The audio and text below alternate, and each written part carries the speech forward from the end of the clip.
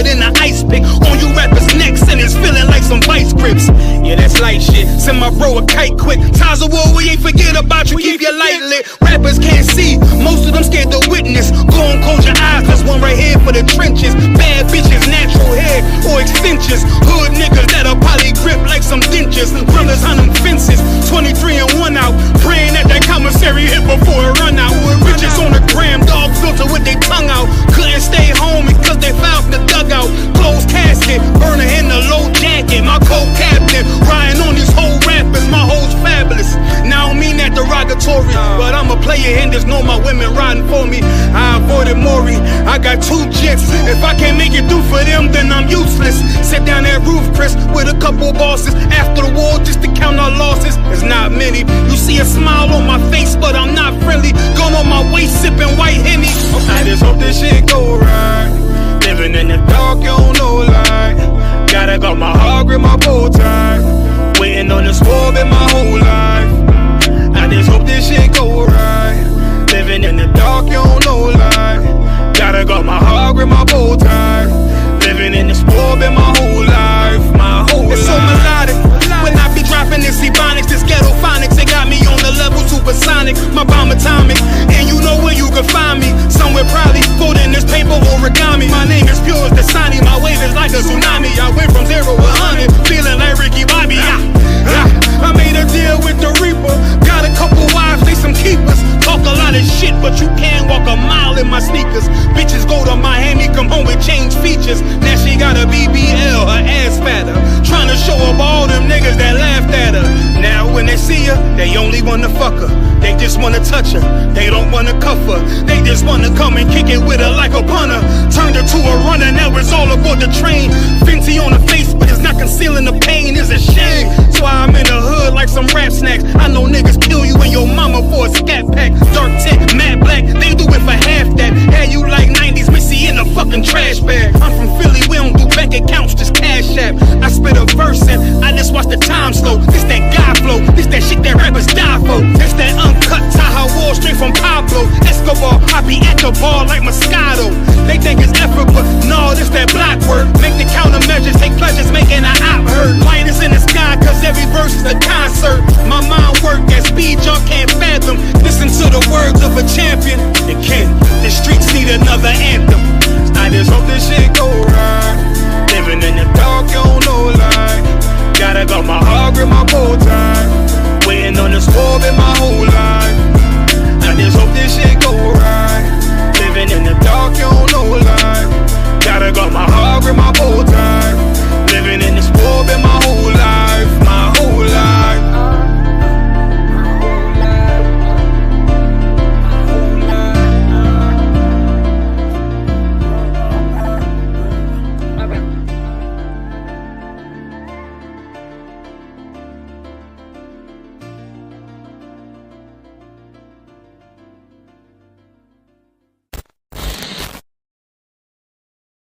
Just when I think you couldn't possibly be any dumber, you go and do something like this. And totally redeem yourself! Ice raids crazy. Ice raids crazy. You've seen them ice raids lately. Ice raids crazy. They kidnap men and the ladies. Ice raids crazy. And separate them from they babies. Ice raids crazy, tearing up dreams in the night, kicking down doors, flashing light, causing fright. Mama in the kitchen, baby crying in her arms. Agents storm in, yeah, they sounding their alarm. Who the real criminal when they snatching up the meek? Chains on the innocent, silence on the weak. They call it law, but I call it co-abduction. Ripping souls apart, yeah, that's government corruption. Land of the free, man, that's a contradiction. Cause freedom got conditions in this twisted jurisdiction. White man came, took the land, drew borderlines. Now they calling Mexicans illegal, that's another crime. Ice raids crazy, kidnapping in broad daylight. Separating families, that's wrong, it ain't right. Tears on the pavement, kids with no translation. America preach love, but they practice damnation. False news paint black and brown faces as a threat. But we the hardest workers, bleed sweat, living in debt. building skyscrapers, mowing lawns and serving plates. The same ones they hate keep America great. It's hypocrisy with badges, patriot disguise, call it national security, but it's genocide. Stolen land, stolen lives, stolen pride. The truth don't hide, it bleeds from the inside. Ice raids crazy. Ice raids crazy. You've seen them ice raids lately. Ice raids crazy. They kidnap men and the ladies. Ice raids crazy. And separate them from they babies. Ice raids crazy. Ice raids crazy, propaganda so sick. Fox News talking lies, playing politics. They say protect the border, but they guarding the ghost. From Tijuana to Texas, it's stolen land coast to coast. You can't deport the people from their native land when your racist flag flew in with a bloody hand. Cages and babies, what kind of nation is that? The cries echo loud, but they turning their backs. If the law is unjust, then justice ain't lawful. A badge on your chest don't make you Godful. They label them illegal, man, that word is obscene. Remember the first these were wigs and they called it the American dream. Ice raids crazy, it's a modern day lynch. History repeats, America don't flinch. Ripping roots from the ground, they call it immigration. It's really reincarnation of colonization. They say we all human, same blood, same beat, but they judge by the border and the color of your feet. No heart, no mercy, no ounce of grace. Just politics of fear in a racist face. From Rio Grande to the California coast, they hunting my people, good people, ghost of the ghost. Black and brown unity, we all grew up. If you don't like it, take your dog ass back to Europe. Ice raids crazy. Ice raids crazy. You've seen them ice raids lately. Ice raids crazy. They kidnap men and the ladies. Ice raids crazy. And separate them from they babies. Ice raids crazy. Ice raids crazy. Ice raids crazy. You've seen them ice raids lately. Ice raids crazy. They kidnap men and the ladies. Ice raids crazy. And separate them from they babies. Ice raids crazy.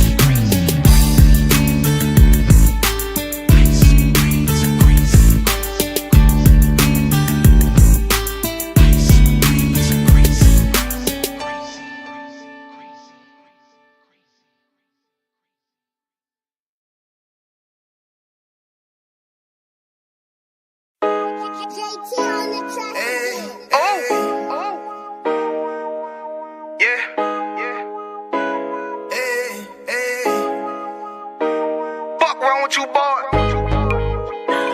You know what time it is, nigga. Better watch how you step in. Yeah. But that was my niggas.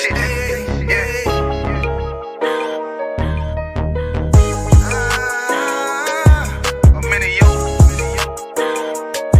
Got my nigga Rewan with me. But that was my niggas, it'll be an honor. You know what I'm saying? Under commanding General Yahanna.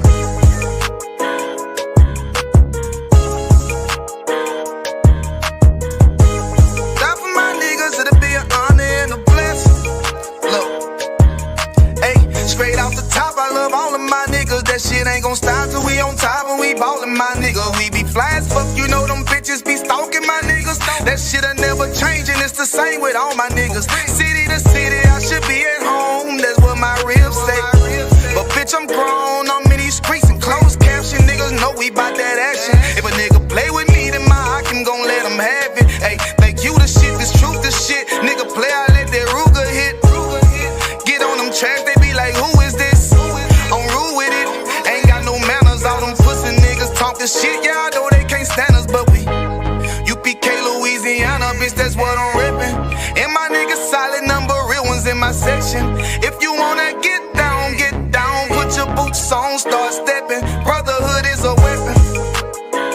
Brotherhood is a weapon. Better watch how you steppin', cause brotherhood is a weapon. If I die for my niggas, it'll be an honor and a blessing. Better watch how you steppin', cause brotherhood is a weapon.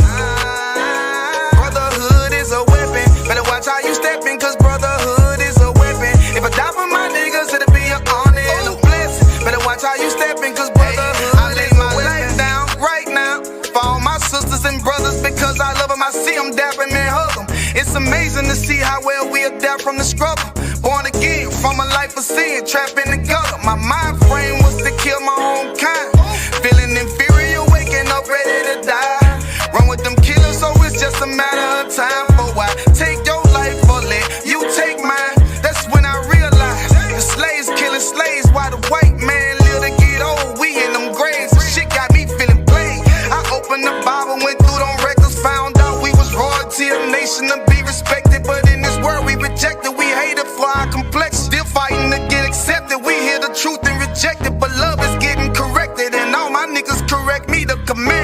foundation we erecting. Brotherhood is a weapon.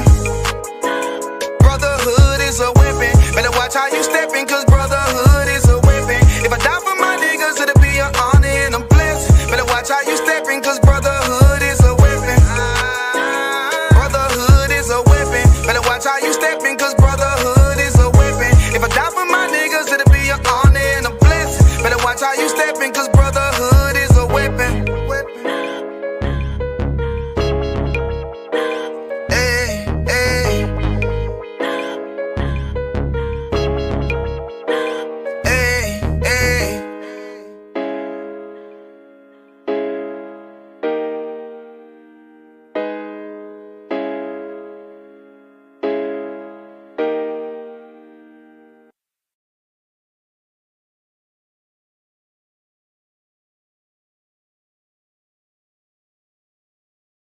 Is, you know, it's words, but you know, people are visual, you know what I mean? Is there anything else? Good? Ready? You might need to adjust your things. These is in the shot. That's what I was telling you.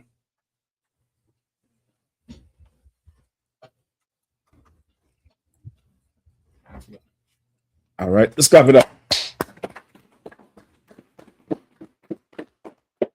All right. You all know I.S.U.P.K. Washington, D.C. scripture breakdown class every Wednesday. I.S.U.P.K. under Commander Journey Yahanna, hardest working man in Israel. Give him a hand. Yeah, man. We're still all for the Passover. Still all for the whole thing. But gosh, it's still kind of uneven now. I don't like how it is. It's still kind of uneven. I need this thing really even, and you know, I'm a little meticulous. If they could do this for these fucking devils in CNN, you'll make me look like I in a whole separate, more advanced channel. You understand? Wednesday, just know I'm looking at threads and inches and millimeters. The other days y'all can do what the hell you all want to do. Wednesday, I need, you know, symmetry. All right, you might want to move that pole or whichever pole it is. You can get this one out of the way. All right, it probably might help you. All right, so we're good to go. So tonight for sure we're gonna touch on the whore and how to keep far from whores. All right, I think that's definitely in the air. Because you offer what? Valentine's Day. Then they're coming into all the spring festivals, all the, you know, whatever else they got going on.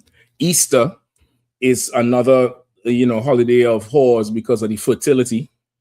And then they're heading straight into what next? Mother's Day, right? So it's a whole season of lust and, you know, the thriving of whores. All right. So let's get it. In the meantime, we could get some any questions that you all have. I'll rock with it. All right. Go ahead. Either one. Whoever want to go first. Shalom, sir. No sweat. Shalom, man. What's going on? So this crossed my mind. Since salvation is only for Israel, what is it called for those that we will take? And what is it called for those outside of the nation of Israel? What do you mean? I think the handmaids and servants, sir. You mean like non-Israelites? What's it called for them? Yes. It will be called working for the greatest people that ever walked the face of the earth. I'll give you a good word for it. It'll be called a career. It'll be called a career. You understand? Come. It's a career. What is it called today for somebody who is not an American? What is it called for? Okay, so give me a little more description on your question. Give me a little bit more description.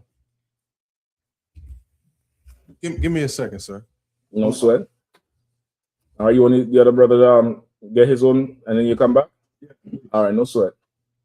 Salaki, sir, if I may, can I get a few precepts for sex being marriage?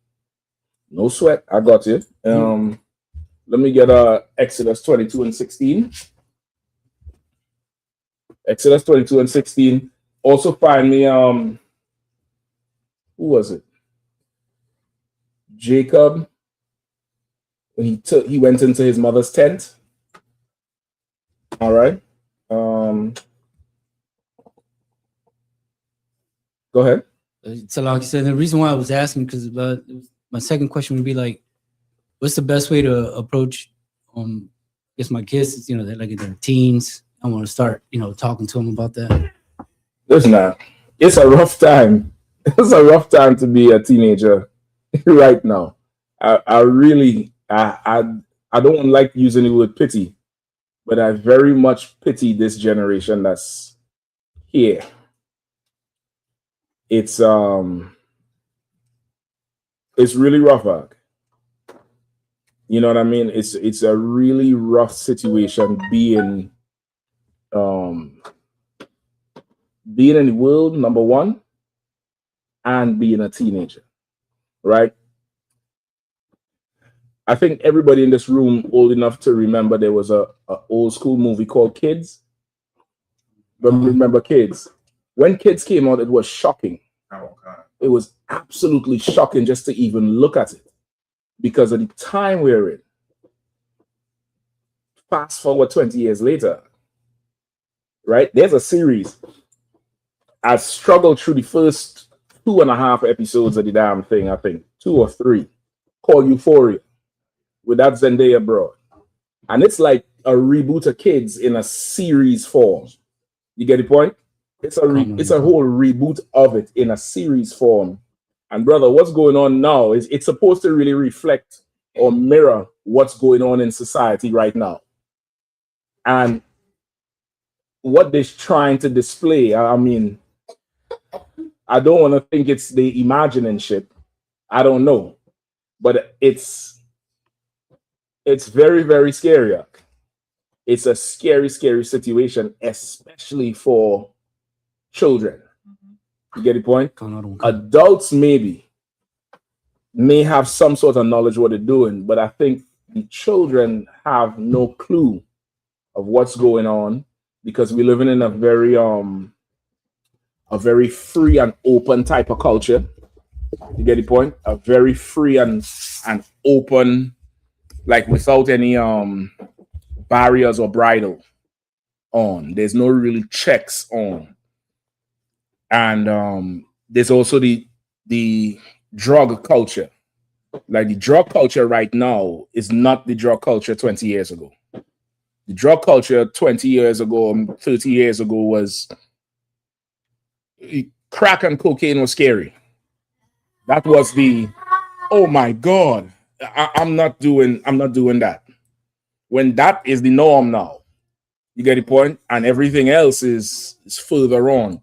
So now you have some, your kids, right? You have some kids, you're trying to educate them on what's right, or not so much what's right, but being wise in decisions.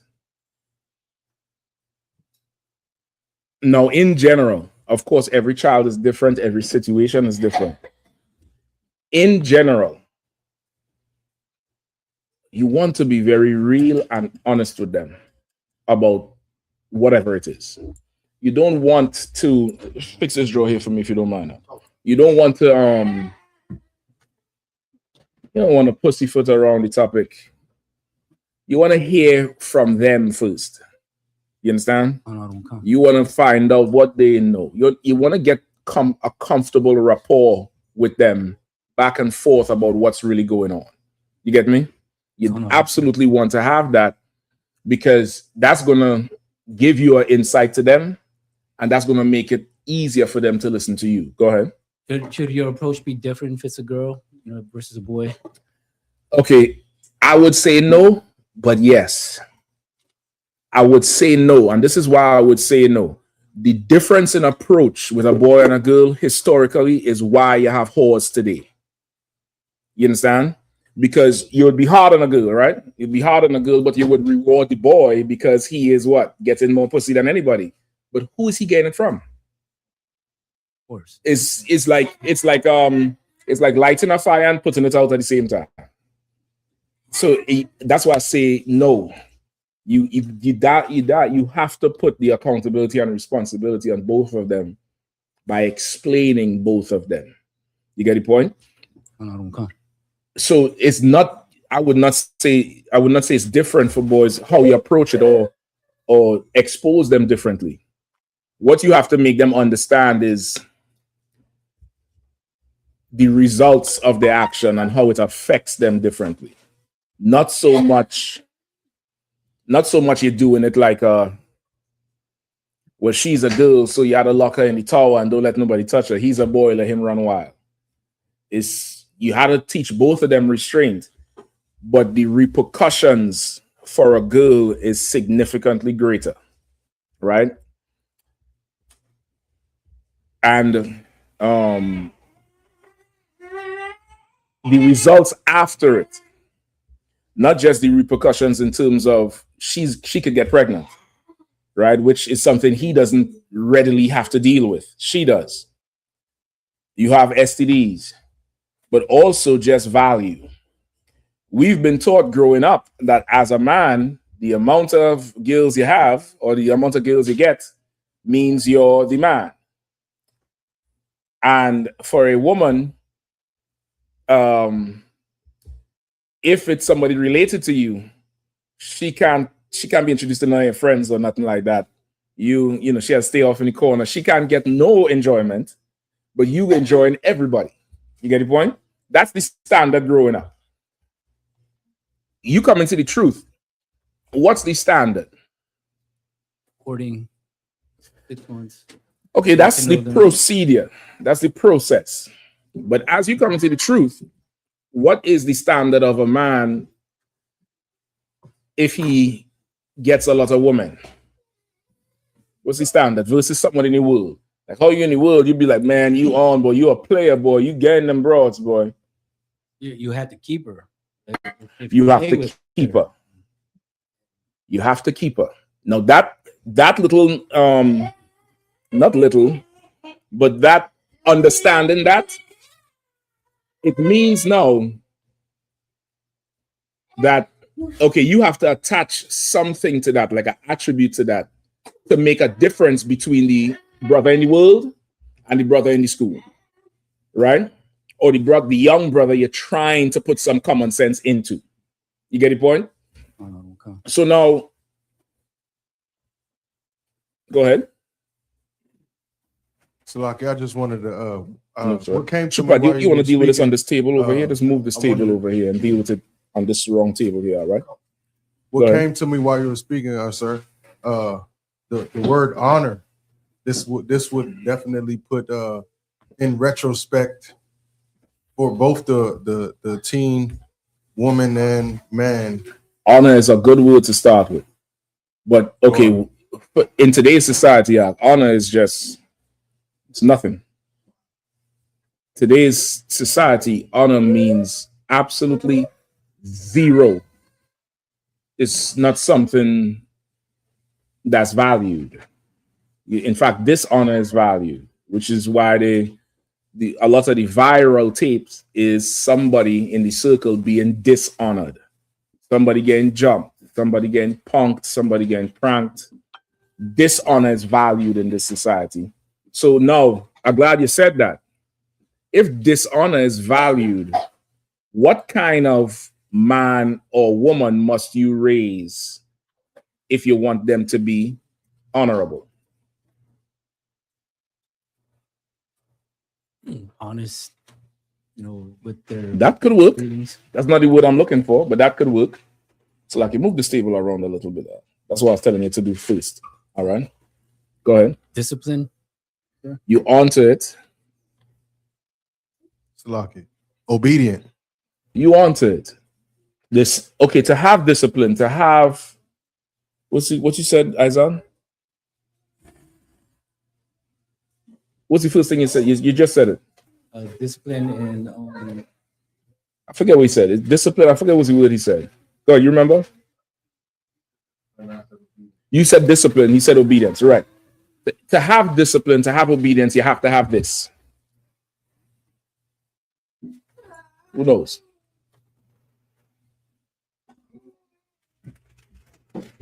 Father. Okay. We assume the father is present because he's asking the question. No. We're assuming the father is present. This, what I'm asking you is, what do you now have to teach the young boy or girl as the foundation part of it? I'm gonna come to you in the camera. Go ahead, Shaprat. Where's the other one? Just grab the other one. I got two of them: shame, fear. That's not what I need. Oh. You still need this to have that. Kamaya? No, I was gonna say to be separate, but To even be separate, you had to have this. I think Nakama didn't give you the hint there. To even be separate, you must have this. If you don't have this, you're gonna go along with everything. You have to know your identity, sir. Okay, to know your identity is one thing. But okay, knowing your identity would mean what now? What does that mean? I'm gonna do everything in order and decency. Okay, Farrakhan know the Jews is black. He's still bowing to that rock in Mecca. Self-respect. You're on to it. You're on to it there still. It's another word. Anything online? Okay, go ahead. The truth. Even to have the truth would mean what? The truth is like identity.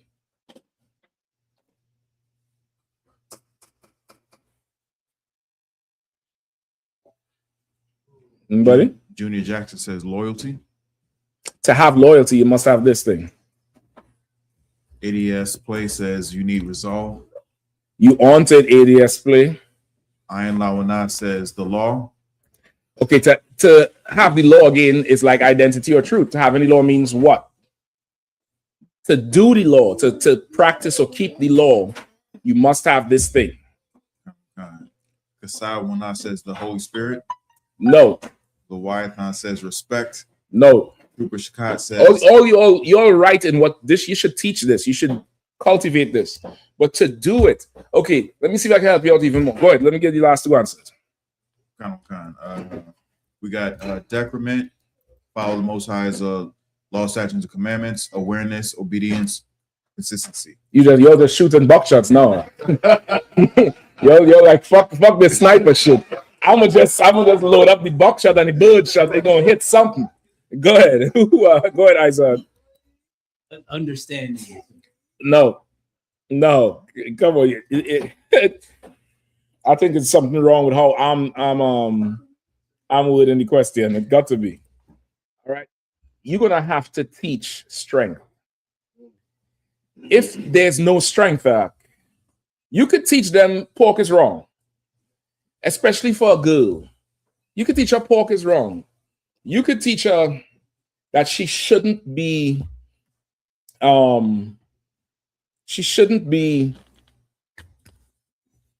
easy. She shouldn't be, so weak for attention and want to be, just all out. Well, what happens when she goes to school and the most popular girl has her breast out? What happens when she goes to school and the teacher is giving her favor in the class because she has long hair or she light skin or she tall or whatever it is? You get the point?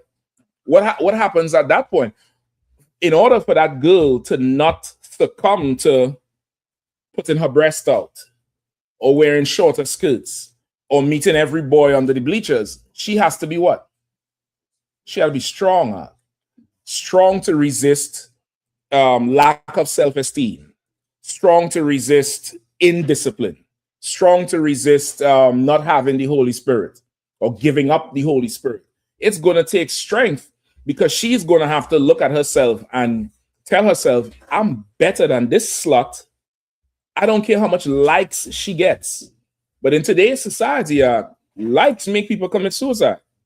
You get the point? Likes make people do all kind of things. When it was Tuesday, yesterday down there off of Kenilworth Avenue. I used to live over there, brother. I walk past that shop every day. They sprayed 60 bullets and killed a 14-year-old and a 12-year-old. Last night, I think. They say the drive-by or the walk-by, it definitely was targeted. It absolutely was targeted. But the kids was not the target. Now, who's doing something like that How do I get somebody in the car with me or wherever to do something like that? There's a lack of strength somewhere. And the definition of strength is absolutely displaced and it's replaced. You'll think the person behind the gun is strong. You would think the slut who's wearing the thing is strong because she could deal with a whole lot. Like that Jada Pinkett. They think she's so goddamn strong. She said somebody because see if you could find the video when she's saying what she's saying, the ridiculous bullshit she's saying. You get the point? So you're gonna have to teach them strength. Teach them what strength really looks like. Right? And the strength now will give them the control, the discipline. It gives them the freedom to be angry and not act on it.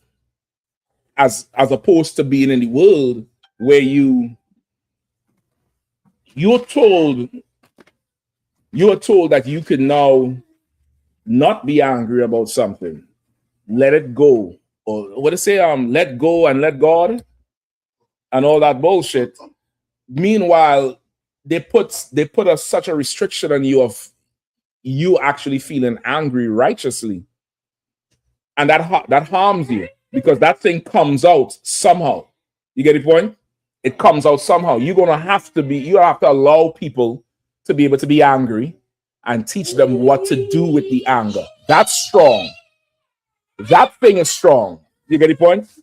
That is where real strength is. Where you know what to do with this thing. You know what to do with that.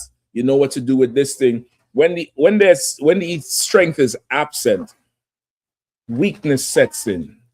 Weakness also breeds laziness. It breeds something in you where you just let anything go, where you let anything happen. You get the point? Where you just do that thing. Also, too, because find for me the brother, I think it's Zaquan is his name. If you can't find his profile, it's an experiment somebody did in a mall with this girl coming up with "Help Me." Find that for me, and that's even more on. That's more onto it as well, and it's a reflection of America's society where strength is lacking. You get the point? So you're gonna have to teach them to be strong. But let me get the precepts for sex is marriage for you. All right, give me Exodus 22 and 16. Let me get that first, and 24 and 67. That's the one with Jacob going in the tent. I believe so. 67. No sweat. Go ahead, Izan. The book of Exodus, chapter 22, verse 16. Mm-hmm. And if a man entice that is not betrothed Mm-hmm. and lie with her, he shall surely endow her to be his wife. Right? Read it one more time. And if a man entice a maid that is not betrothed and lie with her, he shall surely endow her to be his wife. Right. If a man entice a maid that's not betrothed and lie with her, what does that mean? If he entice a woman that's not like engaged or thing or with someone. Right. Promised. Betrothed is like she's promised to her brother.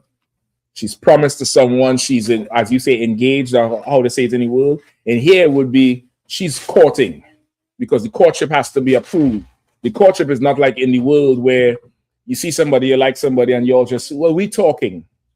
You get the point? That's not how it is in here. In here, the courtship is approved, and this sister is not allowed to court anybody else. Or the stronger thing, what's the stronger thing? In the world, you would think, well, you have to build a hedge around her. What's the stronger thing in here? It might be a little difficult to understand too. Okay, in here, the responsibility for everything is on the shoulders of brothers. Women are held accountable and responsible too. However, in keeping with the Bible, even though Eve sinned, Adam was checked for it. So now, the courtship is approved so that she can't court anybody else, or saying it in another way, which is more UPK, is, I might be wording it wrong, every brother knows she's off limits. Now the responsibility is on brothers, because in the world, what happens? No one respects that. So what happens in the world? Every guy's gonna shoot their shot. Yeah. You have a man? Well, I'm talking to somebody. Well, I'm talking to you right now. Yeah, put your number in. You married? No, I'm engaged. Well, shit, what's taking him so long? Why he ain't marry you? You get the point? If more men would just stop, they'll get, the Bible says, give no, where there's no passage, give the water no passage. Meaning, if you would stop when she says she has a man, if you would stop when she says she's talking to somebody, if you would stop when you realize she might be a hoe, then they will just starve her. And that spirit would die because there's nothing feeding it. What feeds whores is when nobody stops. When you following her out the store, damn baby, you so fine. I don't care. I got to make you mine. Meanwhile, you pull up to the car, the front seat, the passenger seat, the back of it is reclined all the way down near back. What's that a sign of for you brothers who smart? What does that mean? She about 5'4", so her seat is up on the steering like this. The passenger seat down near is into the back seat. What does that mean? If you're smart, come on, Matthew, I know you smart. No, brother, God, fucking dance. Just continue. I'm gonna leave you alone now. Do your test. Who had their hand up? Go ahead. There's a nigga in there because there ain't no nigga sitting all the way up on no dashboard. As soon as he sit in the front seat with her, he reclined that thing back and he cruising all the way back because he's being driven. If you're smart, you would realize that, but you're so goddamn dumb and your nose wide open like the hungry hound, you're chasing after every hole. And that's what makes them thrive. That's what makes them live. That's what makes them, not stop the behavior. That bro, Tiana Taylor, they put her in 4 movies, give her her own goddamn shoe, give her awards, and the bitch is a slut. She's an absolute whore. That Cardi B, a whore. What would happen if brothers just say, I'm not, no, you got a man. It's like, sis, you gotta go back to Offset. I ain't doing that shit. You got kids with this nigga. You go back to him, man. You gotta deal with that. She might be angry for a while, but soon that body is gonna crave attention. She's gonna go back to her man. But what encourages the sluts is the outlet. You understand? In here, brothers are held fully accountable. Absolutely accountable. Why did you message her? Who gave you permission to even talk to the sister? What's wrong with you? She gonna get checked too out, but you ain't, you're not escaping. You get the point? And that helps.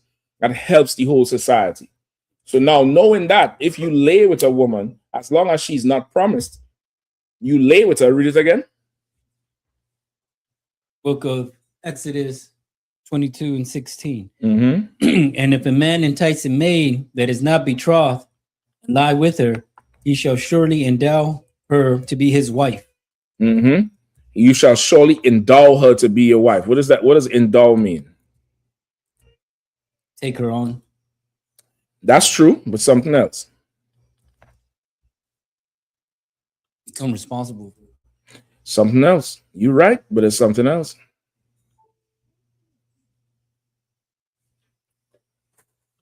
Let me get a young brother here. Go ahead. It says he shall surely endow her to be his wife. I believe this is he's going to lay with her. No, he already laid with her. It said it there. Read it one more time. Read it one more time. Whoever you have to read it. And if a man entice a maid that is not betrothed and lie with her, it says he lied with her. He had sex with her. Go ahead. He shall surely endow her to be his wife. He shall surely endow her to be his wife. What does that mean? I believe pay the price or you want dowry. Mm-hmm. That's where endow come from. That's where dowry come from, because it's an endowment. Meaning this. You done lay down the game, the Mac of all Macs, the game of all game, and she fell for it. She what? Did she remain strong? No, she didn't. She did not. Did you remain strong? You're supposed to go ask her father. That tail was just too fat, because that shit jiggle. It jiggle, and you look at how the old school men say it, all that, what's it? All that jam and no jelly. I mean, that shit jiggling out. Come. And you was like, hold up. I can't, no. We ain't, listen. We ain't gotta wait. And how the song go? I can't help but wait. And that's what he said. You started to recite all the R&B songs you could recite that. And she just can't wait. And okay, even that is a learned behavior. That comes from TV. Because everybody watch TV, and your idea of passion is the, oh my God, and heavy breathing, and you're doing it, and know somebody coming, we got to do this quick. That's exciting for people in the world. Brother, passion in here, brother, is you go to her father, and you scope him out good. Okay, I see he drinking that scotch. What? I'll go talk to him. If it is you really want her the right way, you gotta go get a father on board. Come on. Like, just that process is exciting in itself, because you don't know what he gonna say. Brother, you can't show you're nervous around him, man. And he's going to carry you to make you nervous, to see what you're made of, to see if it's a man she's getting, or to see if, he had to politely decline you because you are what? Or not strong. He's going to check to see if you strong, or if somehow you might capitulate if the pressure is too strong. If the pressure is too strong, you might say, you know what? I ain't got to obey XYZ. You know what I mean? If the pressure is too strong, if she pushes too much, because he knows his daughter. Anybody have girl children know that them children is going to try it. And he's going to be checking to see if you could handle the pressure and not break the girl. You get the point? He's going to be checking that situation. So now you're going to have to go to him after. You done laid with her? You have to go to him after, and you got to work out a dowry. That's also in our law. I could get that precept for you after. Like, you got to work out a dowry after, right? And you got to pay what he asked you for. And he's going to be reasonable, but he ain't going to be as reasonable as if you came. You're going to pay a little bit more because you stole this girl. You get the point? Oh. So that's one, sexist marriage. Give me the other one. Where we at? Genesis. No sweat. Go ahead. You want to read it? Go ahead. This is the book of Genesis, chapter 24, verse 67. And Isaac brought her into his mother's Sarah's tent, and took Rebekah, and she became his wife, and he loved her. What did he do? Read it again one more time. 24 and 67, right? Yeah, go ahead. And Isaac brought her into his mother Sarah's tent, and he took Rebekah. He took her. It already said he brought her into the tent. So why does it say he took her again? For everybody who believes, you know what I mean? When he say he took her, means, he just carried her in. It already said he brought her into the tent. Now it says, and he took her. You're getting some ideas now. Go ahead. Sluggy. Go ahead. Took Rebekah, and she became his wife. And she became his wife. Any more? And he loved her, and Isaac was comforted after his mother's death. Right? He loved her, and Isaac was comforted after his mother's death. Hold on 1 second.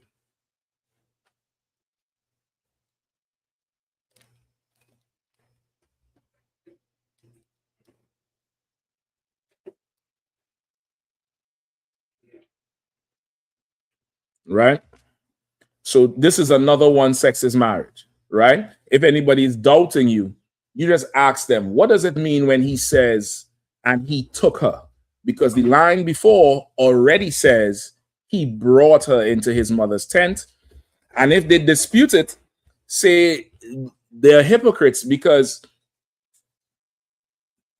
remember the time when you brought her into your mother's house. Calm. She ain't want to come into the door because your mom home. Mommy's not home. Come on, go upstairs. Take your shoes off. I'm gonna carry them upstairs. I'm gonna carry them in the back room. Just take your shoes off. Leave it. You know, you bringing her into your mother's house, but somehow this doesn't mean the same thing. You did the same goddamn thing. Calm. It's just his one was with permission. Yours wasn't. Right? Yours wasn't. I believe this is he went and get the girl, right? This was the one that's promised to him from Laban. This is Isaac. Okay, he still got permission, if I'm not mistaken. This wasn't this wasn't like he just took her. So he brought her into the tent, I'll come to you, and he took her because she wants to be taken. Sex is marriage, and she became his wife. It didn't say they went into the tent and had a legal document to sign.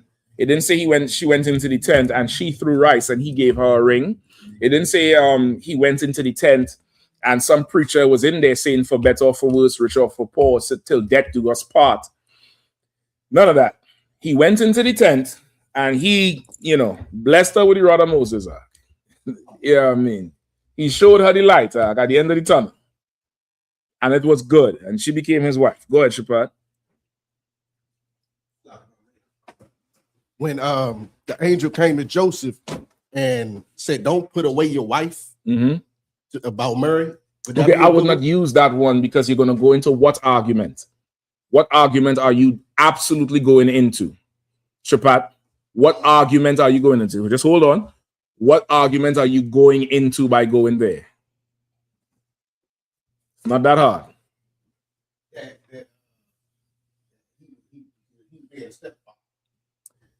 Okay, just say it so we all understand. You're going into Immaculate Conception. You understand? Never pull a precept that a Christian is going to take the exit ramp. Keep them on 95 all the way up. All the way. We ain't stopping, motherfucker. Pee in the car. You understand what I'm saying? We ain't stopping. We not stopping. We staying on 95. We not coming off. Never give them the opportunity. Always remember that. When you pull the precept, there's no way around this shit. They're in a box now. They locked in. They just locked in, and that's just that. They had to stay there until you let them out. But brother, you pull a precept and there's room for another argument. Best believe, because what you have to understand is you boxing them in. So when you pull the precept about Immaculate Conception, they already know they lost the sex is marriage precept. So they're going to go to Immaculate Conception. They're going to make you feel they need the breakdown, but this is to escape the knife on the neck on the other one. Brother, don't let them out of that. Do not let them out. Keep them right there and just start cutting away at the neck until they drain of blood, and everybody knows, don't ask you no more stupid questions because they're going to end up like that. You get the point? So this is another one. I believe there's another one with the tent, right? Oh, this is just it. You could use these two. I think these two is real strong. Also, do you have a Bible dictionary? Not a very good one. Which one is it? The compact one or the big one? Yeah, the compact one is the one for camp. All right. This is the expansive one. You gotta get the Zondervan. Is that Zondervan? No. You get Zondervan. Pull up marriage or sex is marriage or what? Marriage.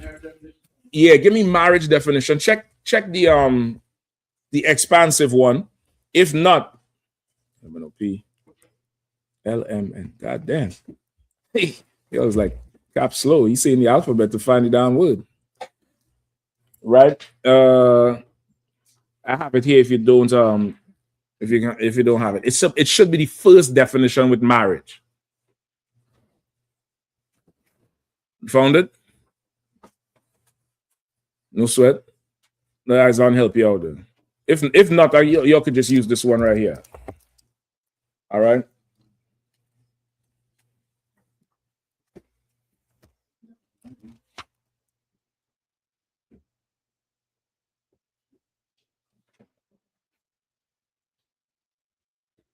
Go ahead. You found it? I take this one out for time's sake. Let's take this one. Alexander, you could read this. You found it? All right, let me hear it. Marriage is an intimate Is a personal what? union. Marriage is a what? Intimate personal No, union. you gotta understand every word in this thing matters. Every word in this one here matters. Go ahead, say it one more time. Marriage is an intimate personal union. Right? It's an intimate personal union. Marriage is not in front of a church of people who hate you, that you don't even care about, to lie and make some vows and exchange rings that you really wish you didn't spend money on, with a bunch of bridesmaids who is whores because you know them, and with a bunch of bridegrooms who is having sex with the whores. Marriage is an intimate personal union. That's not intimate or personal, that's public. You get the point? Go ahead. To which a man and a woman consent. To which a man and a woman, for the rainbow community, marriage is an intimate personal union to which a man and a woman consent. Right? So this is not between man and woman and woman. This is man and woman. Go ahead. They have to consent, meaning they agree. They have to agree to this thing. And like the UPK standard, what's going to happen? She's going to be requested, or he's going to be requested in some cases. And they get permission to court. And they court. And then one of them says they think they want to marry this person. The other person is asked, and if they agree, they all have a council with other people. Camp leader, father, if present, couple of the generals, and it has witnesses to the consent. This brother want to marry your sis. Do you want to marry him? Canada one can. Yes, sir, I want to marry him. You sure, sis? Yes, sir. You can't come to me after with no problems. I don't care. I can't live without this brother. 4 people heard you say that shit. So in 6 months, when you come and say, I can't stand him, who are you? Because the person looked like you 4 months ago said something different. Brother, this sister here, she says she's ready to marry you. She can't live without you. Do you want this sister? Do you want to marry this sister? You sure you want this sister? Yes. You sure? Because you can't come to me later on and say try to pull a precept to divorce her. Because that's what brothers will do. They'll be praying she commit adultery. If she don't commit adultery, well, Sir Salaki, in Philemon chapter 2, verse 6, it says, if you be displeased with her, and something, once you lay with this girl, especially in here, you're tied to her forever. And they're going to have a council with witnesses, and both of you all consent. Then you get permission to marry at whatever date you all choose. You all could arrange that shit. However, take her to Atlantic City. You all could go marry right now as we get off the phone. It don't matter. The permission was granted. And now you're going to have that personal, intimate union that was consented. You get the point? Go ahead. Consummated. Say it again. Consummated. Consummated. What's that mean? What does that word mean? Somebody pull consummated from me. Tell me what Webster says. All right? Let's use Webster. Or Oxford, one of them. All right, let me know what Webster says. What does consummate mean?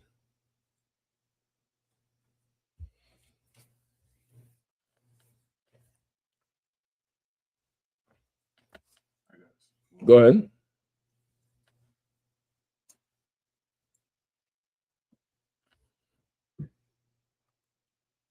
Go ahead, priest.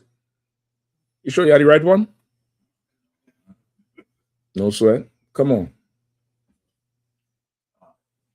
You found it? Go ahead, Shabbat.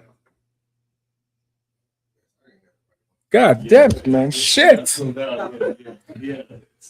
What's going on with you all today? Just read it, Doc. I ain't wrong. Though you're trying to protect me. I get you. I ain't wrong, Doc. It's there. It's probably got what's called them thing? Context.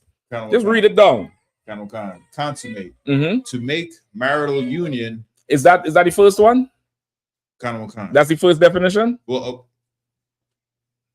all right. There's an adjective and then there's a verb. Well, just give me what's first there. I might be able to use it. The very first one is consummate, extremely skilled and accomplished. Extremely skilled and accomplished, which is what you have to be able to do to maintain a marriage.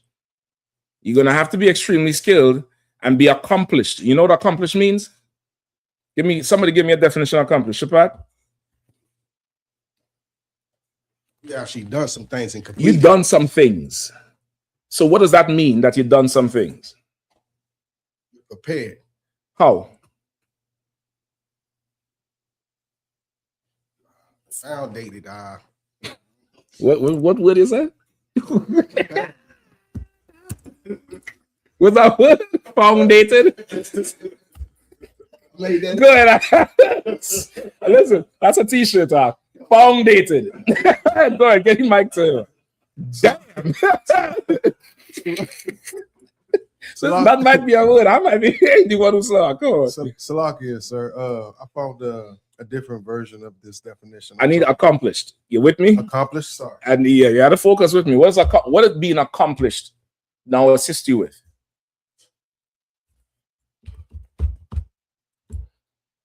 Give me an example of somebody who's accomplished. Sure you want to just continue to test that? All right, go ahead. Give me accomplished. Commander General Yahanna is accomplished. It means he's achieved many things. What does that mean in terms of his ability to maintain that marriage? What does that mean? Come on. He is highly skilled and proficient in that particular area. So, well, okay, that's when it's specific to something, but accomplished, let me just give you it for time's sake. Accomplished means you've done a cheat. Come on, you got it? Quickly. Accomplished is proficient as a result of practice or training. You're proficient as a result of practice or training. Many practice, many training, and you achieve. And as you practice and train, you're going to be what? Tested at this level, that level, that level, that level. And you done passing and you're going and you keep on going. Somebody who is accomplished knows adversity very well. Somebody who's never achieved nothing, they've never failed. They've never succeeded after failing. But somebody who's accomplished, bet believe that they done failed and failed hard before. They done felt like quitting. They done broken tears. They don't have to step back and then come back to the thing. Put that person in a marriage. They know that this rift or this argument is not the end of the world. He's still going to prepare his meal. He's still going to guard the house and see about the car or whatever the dynamic is in the relationship, even though they're beefing. Because this pair, they're accomplished. They're accomplished. They understand that this shit here is, if you want to achieve something, they're going to be what? Rough times. There are going to be times you don't understand nothing that you're going to need to grow. There are going to be times where you want to progress. You want to, you want to improve or increase. But there's sometimes all you could do is nothing. There's sometimes, brother, I don't call for counsel already. I was like, sir, I tried this, I tried that, but this is what I want to do. John Muhammad said, "Shut. Why don't just do nothing?" And I'm on the phone like, nothing. What are you talking about? And brother, that's the answer. Sometimes you just have to do nothing. Somebody who's accomplished knows what that's like. Somebody who isn't feels like doing nothing is nothing. Sometimes doing nothing is something. And to people online, it sounds weird and crazy, but that's why, you there and I'm. Sometimes doing nothing is what it takes. Just don't do nothing. You carry on doing your duty, you'll carry on doing your roles in the marriage, and this thing is going to get worked out. But all if I'm going to accomplish this thing, I'm not quitting on this. I'm not just giving up. You get the point? Give me consummated real quick. Okay. Consummated. Continue on with those. Yeah, come on. Okay. To the highest degree, complete in every detail. Give me the next one. And the next one is to make marital union complete by sexual intercourse. Right. Consummated in context is to make the marital union complete by sexual intercourse. Sex is the marriage, not the ring, not the license, none of that. Sex is the actual marriage. Without it, the marriage doesn't exist. Even in Esau's world, if you both go and tell a judge or whoever it is that you never had sex, you just had the ceremony, the marriage is annulled, which means it never happened, because really sex is the marriage. You get the point? So you could use that. Keep reading too. Let Izan finish read. All right, where we at? Bible dictionary. Get back to Bible dictionary. All right. Consummated and continuously nourished by sexual intercourse. And continuously nourished by sexual intercourse. It's food for the marriage arc. It's food. Okay, just like you have to eat. You have to eat. Like when the day comes, you have to eat. You have to nourish your body. Some people, if they don't eat, their energy level drops. They have to eat something. Some people have a high metabolism. They're always snacking. Every time you see them, something. They got something, peanuts, chocolates, something. They're always snacking, because if they don't eat, their energy level drops. They have to keep nourishing themselves. Sex is what nourishes the marriage. The marriage starts to not fall apart, but deteriorate. That's the word I want. Like deteriorating means what? If you're looking at a wall or something, the integrity of it, like you might see paint start scraping off the wall. You might see pieces of the rock breaking off. The drywall started cutting, started deteriorate. When that happens, one thing oftentimes you might get asked is about the intimacy. You might, as you go for counsel or somebody tries to help or try to give you all assistance, and somebody who know what they're doing, they might ask you, okay, well, I know this is a little personal question. I understand, but what's the intimacy like with you all? How is that situation? And that's not, to the average person in the world, especially a Christian, you might think, oh, that's personal. I can't talk about it, blah, blah, blah, blah, blah. But that's an indicator of if this marriage is being fed. Because if you're all beefing, how's the intimacy? Oh, that's a problem. Yeah, we had it this morning. This problem is not a problem. This problem is just, it's changing brakes on a car, changing the oil. It's something that you'll have to do that comes up. But if that intimacy stops or is lessened, then there's a bigger problem here, because the marriage is not being nourished. It's like you have a child, the child get malnourished. It starts to dwindle, the child starts dwindling, start developing different health issues because they're not being nourished. It's like a marriage. A marriage is a thing you cultivate. It's a living, breathing thing between both of you all. You have to cultivate it, and cultivating it, the big part of it is the intercourse you all have, the sex you all have, the intimacy you all have. If that's not happening, the marriage is in danger. It's in danger. You get the point? Oh, no, don't count. And it's a more serious thing. So you could use this here. Any more on it? I think there's a little more. Oh, no, don't count. Mm-hmm. And perfected in lifelong partnership. And what? And perfected. And what? And perfected. Go ahead. In a lifelong partnership. And it's perfected in a lifelong partnership. So somebody you done married 2-3 years and we not getting along. This is not my soulmate. What is this saying? Read it again. Read them last words. And perfected in a lifelong partnership. Did it say perfected after 3 years? Lifelong. Did it say perfected after 4.5? Lifelong. This is perfected after 9. Lifelong partnership. You know what really hits home? When you go see somebody who is older in age and they're full of gray and they're sitting and they don't have a care in the world. Some of them will tell you, I'm just waiting on the good Lord to come take me. They're that old. And they say, man, I've been married to your grandfather. It got to be 63 years. And you in the twilight zone now, because you can't even fathom living to fucking 63, much less marrying somebody for 63 years. It's perfected in a lifelong. That's lifelong. That marriage is the age of a person. That marriage is retirement age. You get the point?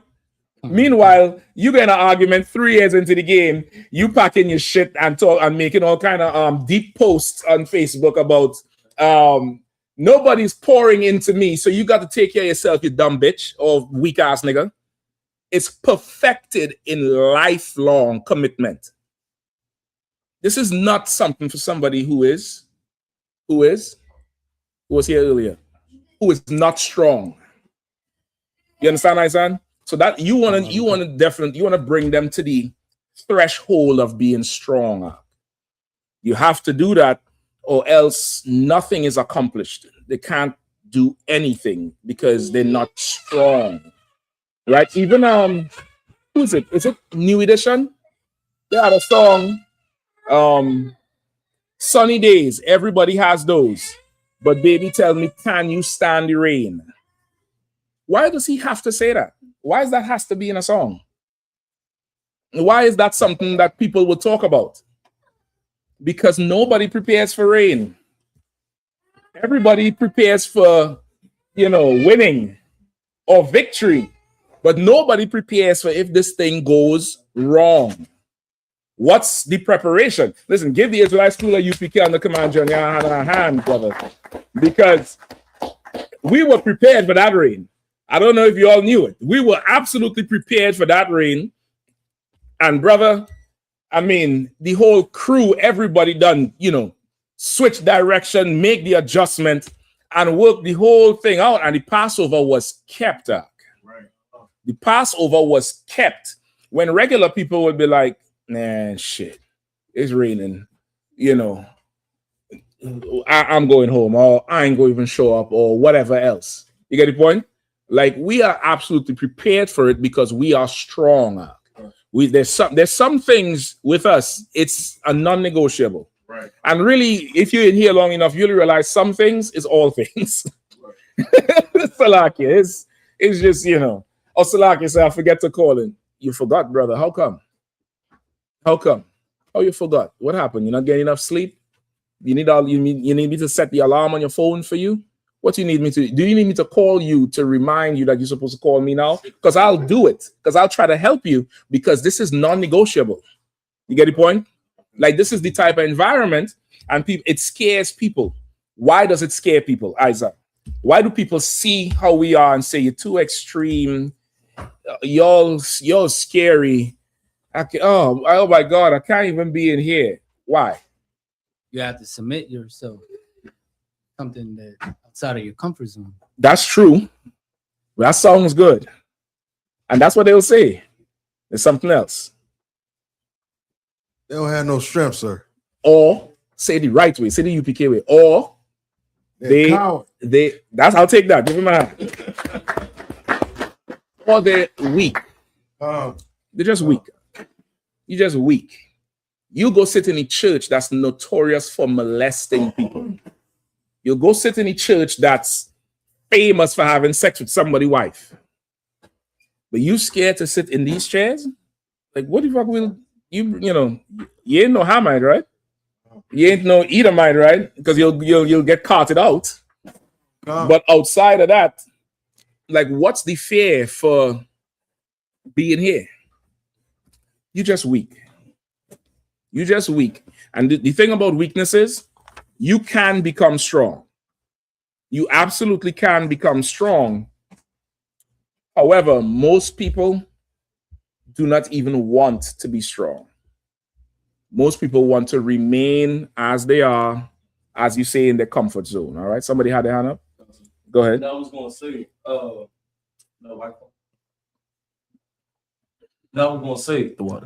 was going to say that this throughout the years, I have heard people that did disagree. All of us done heard like, oh man, the UPK, man, y'all hate women, or y'all too aggressive, y'all too this. But at the end of the day, when every single one of these people trying to go to battle with us, they never say that we wrong. It'll always be something that disturbs their comfort. Mm-hmm. They always say, man, y'all too aggressive, y'all too loud, y'all this, y'all that, y'all this, y'all that. But it never is the argument of if we right or wrong. They'll be like, your approach is just a little bit too too much. Your approach. It's all about your approach. Yeah. But they never say that you're wrong. Like the conversation always ends with us. We still right. You just don't like the way we put it to exactly. But Donald Trump in office right now, and everybody complaining. But when we were saying something, we a hate group. We hate too much. Go ahead. It's like if I may say, like the fake Israelites say, we come hard. We don't come that hard. Damn. All right. So Isaiah, you get the point, right? That's how you would do it. Okay, with younger people right now in today's society, you better maintain a very good continuous talking relationship with them. And not talking like you're their friend. You still have to maintain the authority. But brother, if you don't get them talking, you're gone. Because the world they're living in now is not what you remember. It's absolutely different. The currency is different. When I say the currency, I'm talking about the social currency. The really social. The social currency is absolutely different. Before, you had to show up looking fly. Now, social currency is so sex and drug fueled. It's just beyond anything. You get the point? It's absolutely just beyond anything you would imagine. So you want to bring strength to their doorstep. You want to show them what being strong is. And you want to give them confidence, because sometimes, not sometimes, all times, being strong means you're going to walk alone. Being strong means you're going to have to face this. It could, your circles could just reject you. And you got to prepare them for that. Part of preparing them for that is what? Who knows? How can you prepare someone? And this is not just for the younger generation, but somebody you might be fishing to the truth or teaching something. And you know that if it is that they do start listening and start following what the Lord say and taking on the spirit of the Most High, they're going to lose a family member, kids, friends, whatever. How do you prepare them for that?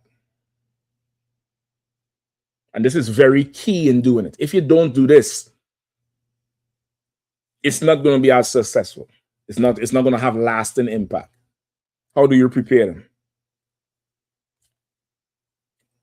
Because let me know if anybody online is answering too, all right? Go ahead. Salaki, of course, you will warn them, let them know you went through the same thing. I come from the same place, and I went through the same exact thing that you went through. But I'm not you, Shapat. You, Shapat Thayak. You so strong. I'm not you. That's what they say about Christ, right? I can't be him. I ain't perfect. That's what Kanye West say. How do you prepare?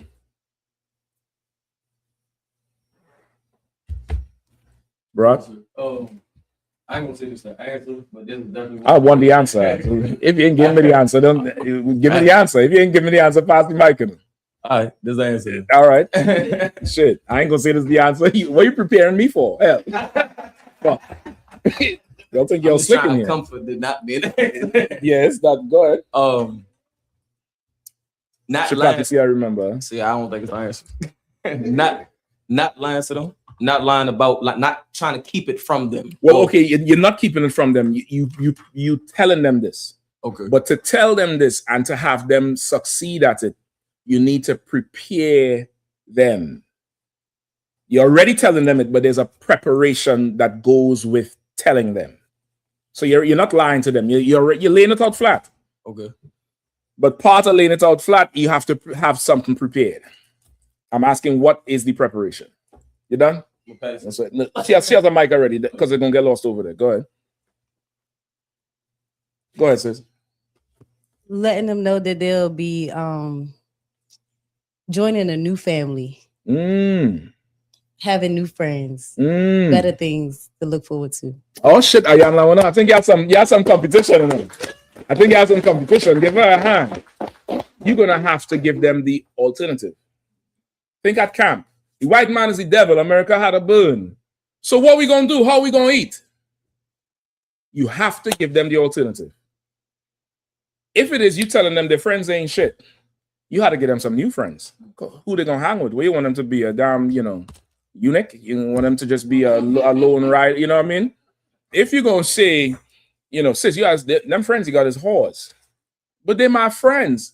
No, I got real friends for you. Brother, you can't be hanging over these drug addicts no more. But they're my friends. I got some friends for you who's not drug addicts. You're gonna have to show them the other side. If you're gonna turn them away from this thing, remember this thing is wrong, it's evil, it's harmful. But what you're not remembering is they love it. They love it. Ask somebody who eat pork. I remember some years ago, boy, in Baltimore. You're gonna remember this one. Remember this frog-faced brother who used to come in front of the Baltimore camp. He would smile and his mouth will open up, and he had a funny voice. Like, you're wrong, some. He went right into Lexington Market Act and came out. I don't know where he get all this seafood. It's like shrimp, crab, all kind of shit. And then that pork, oh God, he just came in front of the camp and he was eating it. It was good. And chucking the shrimp and this. Brother, he loved that shrimp bag. There's nothing you could tell him, man. People sin not because, okay, if you really want to understand it, it feels good. It's delicious. Pork tastes good enough. You know that, right? Pork is not something they struggle to eat. It ain't broccoli. You get the point? You understand? Like, pork actually tastes good. Sex with a whore, brother. God damn. Go to the strip club and get it brought all the money and have a deep conversation. Tell the bitch about your supervisor. Because talking to her is good.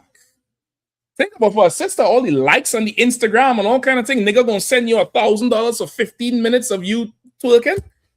Who the fuck? How am I stopping you from doing that? You need to stop. And do what, nigga?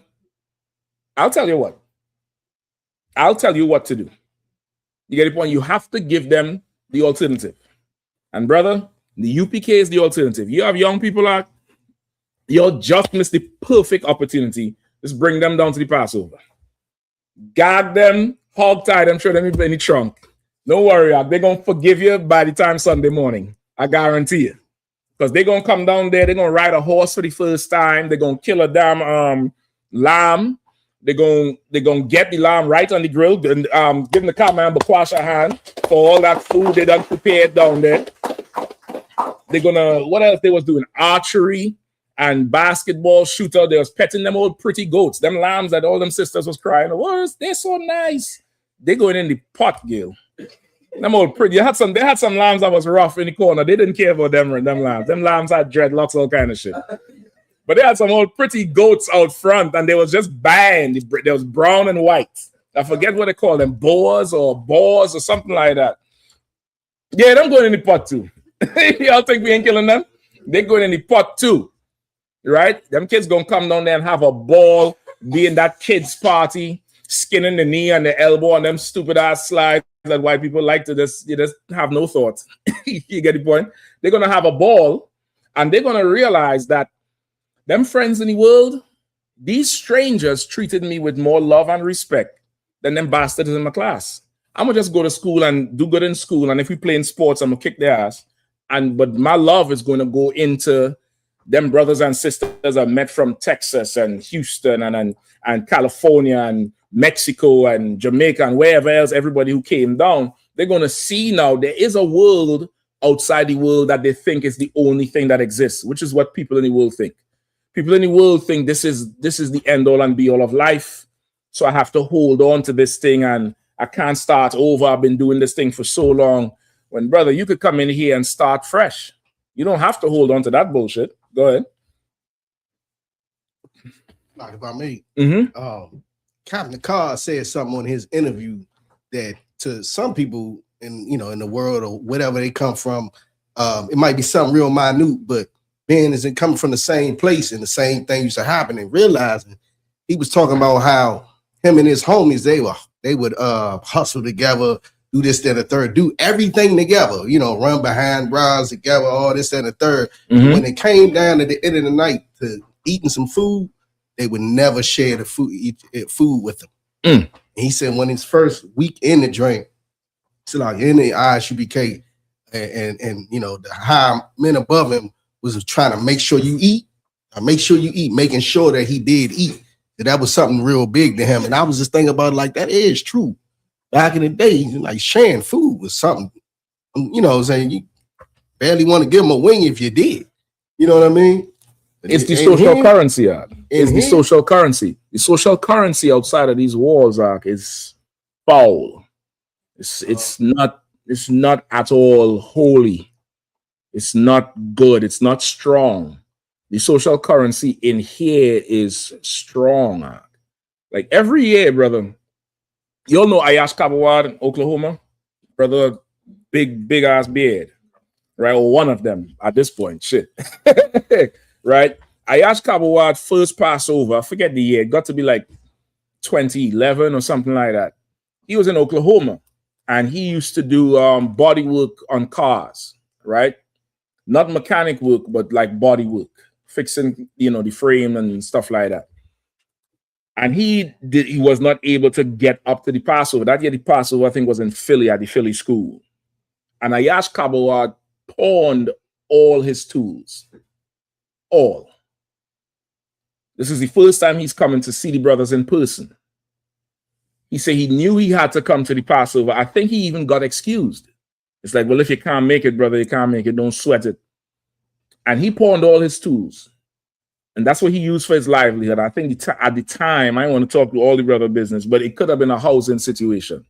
But I remember it was like this was all he had. He pawned all his tools, took the money, bought the ticket up. Oh, that's what it was. It was only enough for the ticket up and I think a hotel room. He didn't have a ticket to go back. And he said he had to make it to the Passover. Right? It was without a doubt he had to make it. He didn't tell nobody he pawned the tools. I think it came out in a conversation while there. And Brother Commander Yahanna bought his tools all back. Like every year, there's brothers and sisters who make it to the Passover with nothing but share will or share what? Strength. They just have, I'm getting there somehow. I'm getting there. You know why? Because you start to think of all the shit you accomplished for bullshit. You remember when you used to go get high. Remember all the things you do to go to that concert to get them damn stupid ass shoes. And you start to believe like, okay, if I could do that, I could surely get my ass down there. I could make it down there. It mightn't be as prim and pretty and comfy as somebody else, but I'm there. I'm getting there, and it takes some strength for that. You get the point? Now the Passover is gone. They'll see it online. They'll see the footage. They'll see all the glory. You want to bring them into the school at a holy day. That's perfect. Or class, depends on their maturity, right? Or the cookouts. Cookout season is coming very, very soon. There's going to be, it's usually in New York, California, Texas. What's the other two? Midwest, somewhere in the Midwest, Chicago, Minnesota, somewhere over there. I forget where the fifth one is. Florida, I think the Carolinas. I think last year it was in the Carolinas. Right? We remember we drove down to Florida too. So it was Florida, North Carolina.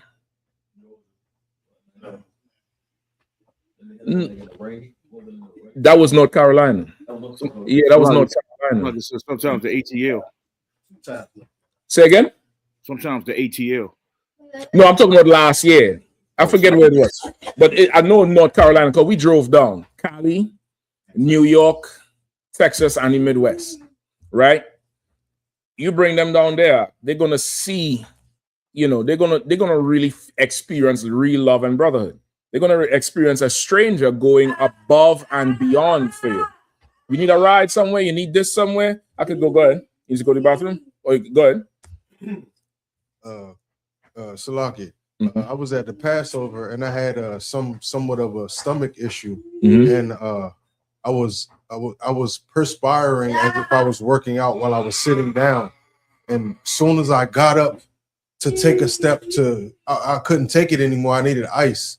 Before I could even take one step, a brother came with a bag of ice and put it on the back of my neck.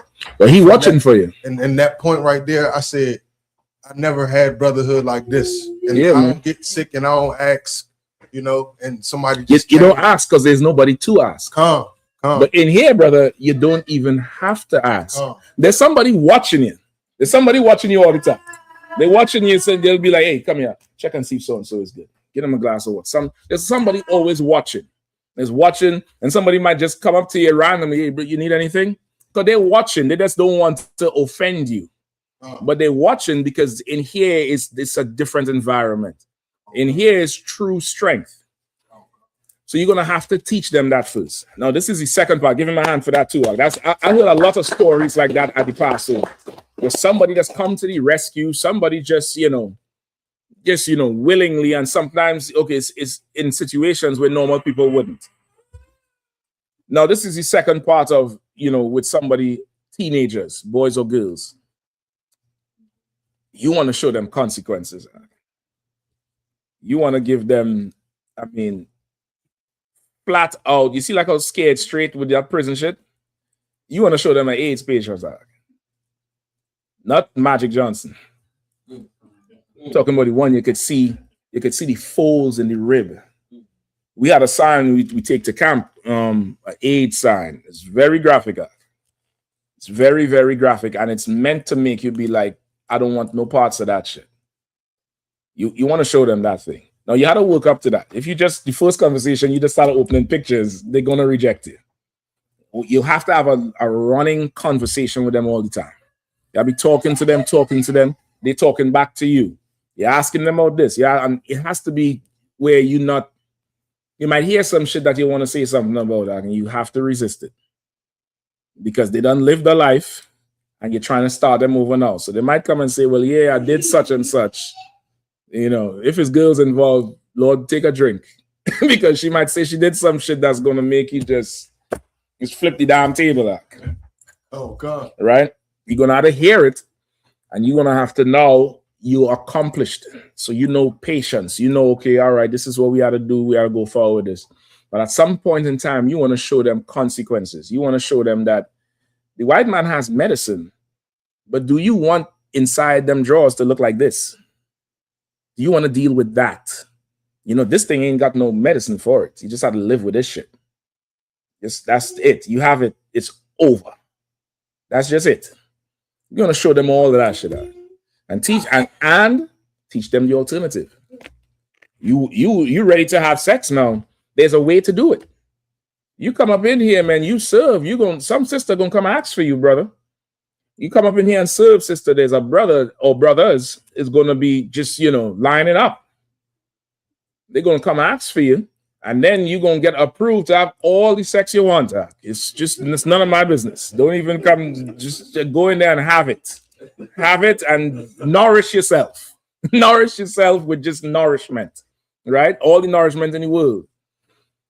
And you can you teach them certain values, right? But strength is what you're going to need, because this world is going to present things in a way that's very delicious, very just attractive, and it's going to entice you. And the younger generation is easily enticed, absolutely easily enticed, primarily because the things that they desire is at their fingertips, literally. We probably, most of us in here come from a generation where you start to go stand by the payphone with quarters. Sometimes you stand in a line, depends on where the payphone is, because another nigga making love on the phone.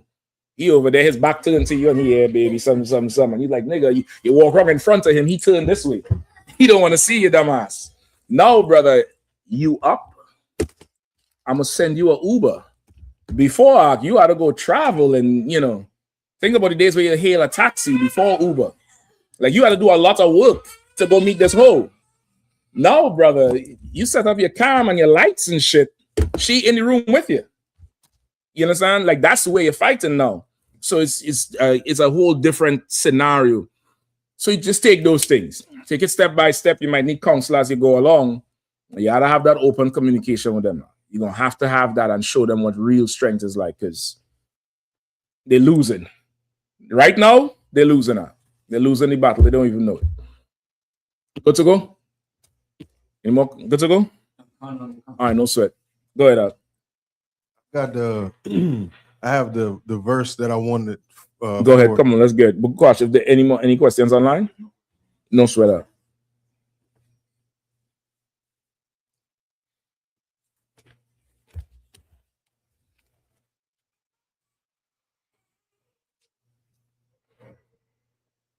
All right.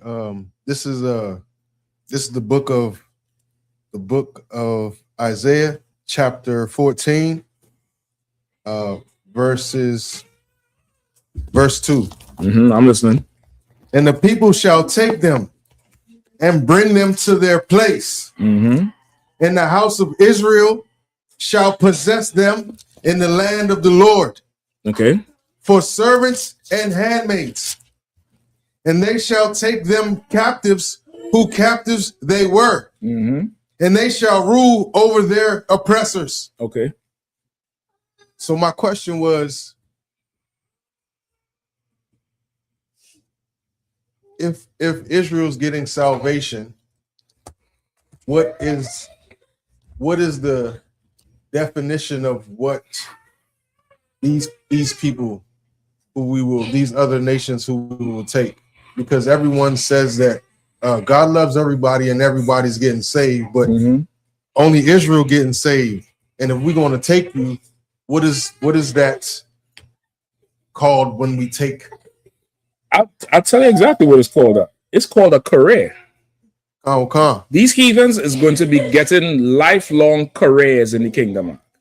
They're going to be, think about the careers we have. What careers we have that we boast in the white man's kingdom? A bus driver.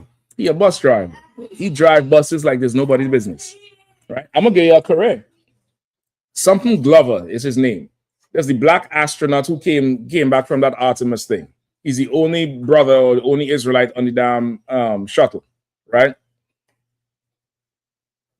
It's him, a white woman, Asian, and a white man.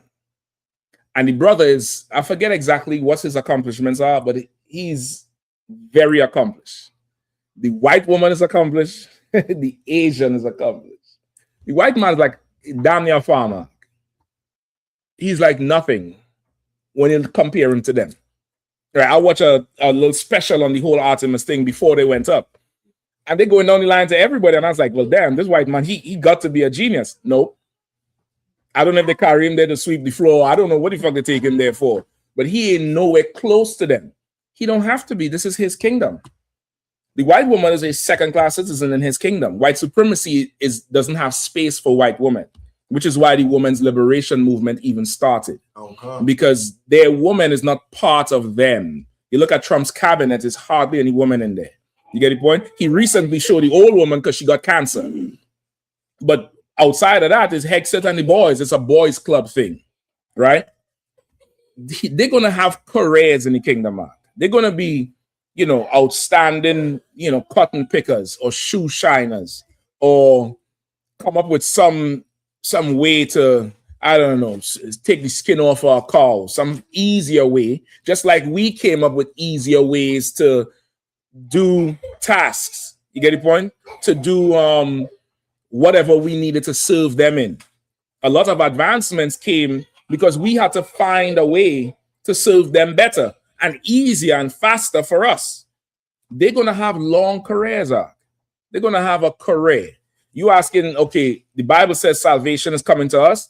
We need to be saved from something right now. They don't. They in charge. They in their kingdom. We in their kingdom, but we have what? Careers.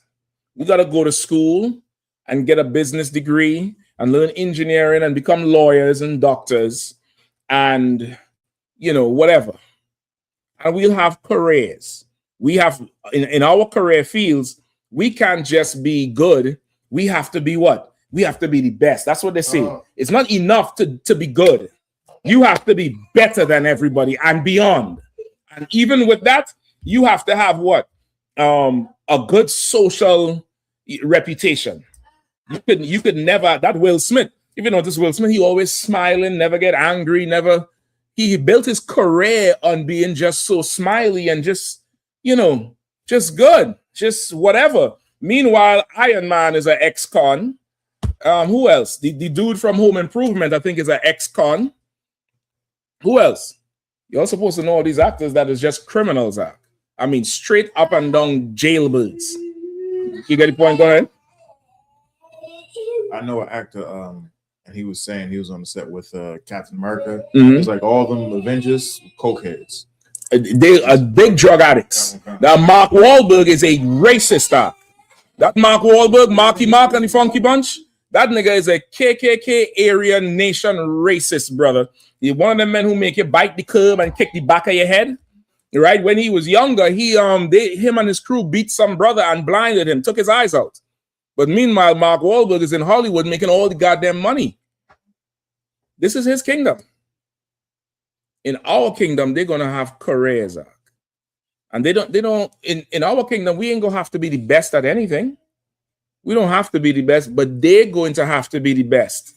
They're going to have to teach their children, you have to work twice as hard to get half the reward. That's what's going to happen for them in the kingdom. In the kingdom, their children are going to learn how to talk to a black officer. You understand? Because in our kingdom, when the officer come, put your hands on the steering, have your registration, and yes, officer, how you doing? In our kingdom, what up, though? I need to hear you say that. What's going on? Wagwan. If that wagwan and song is good enough, step out the vehicle. Step out the rascal car. Come on, step out. And you're going to have to learn to talk like me, devil. And you better be good at it. You better be very, very good at it.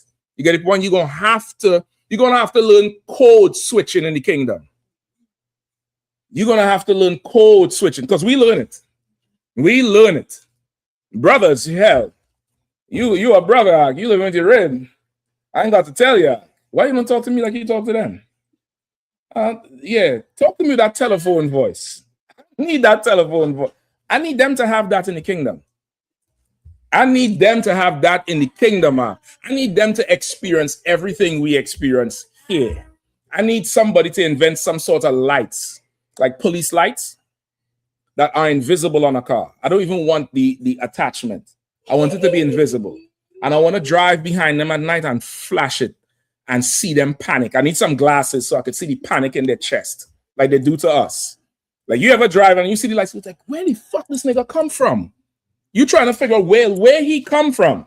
He following you with his lights off for about 2 miles. Oh, I know it happened to me already. Happened to me already, bro. Coming back from a Passover, I'm hauling ass to get back to the hotel. This time I think the hotel is in Philly. The Passover is in New York, brother. My oldest daughter saved my ass. She get up in the car. She was in the back. She get up and yawn and say, I need to use the bathroom. I said, that's why. Yeah, she'd have pissed herself.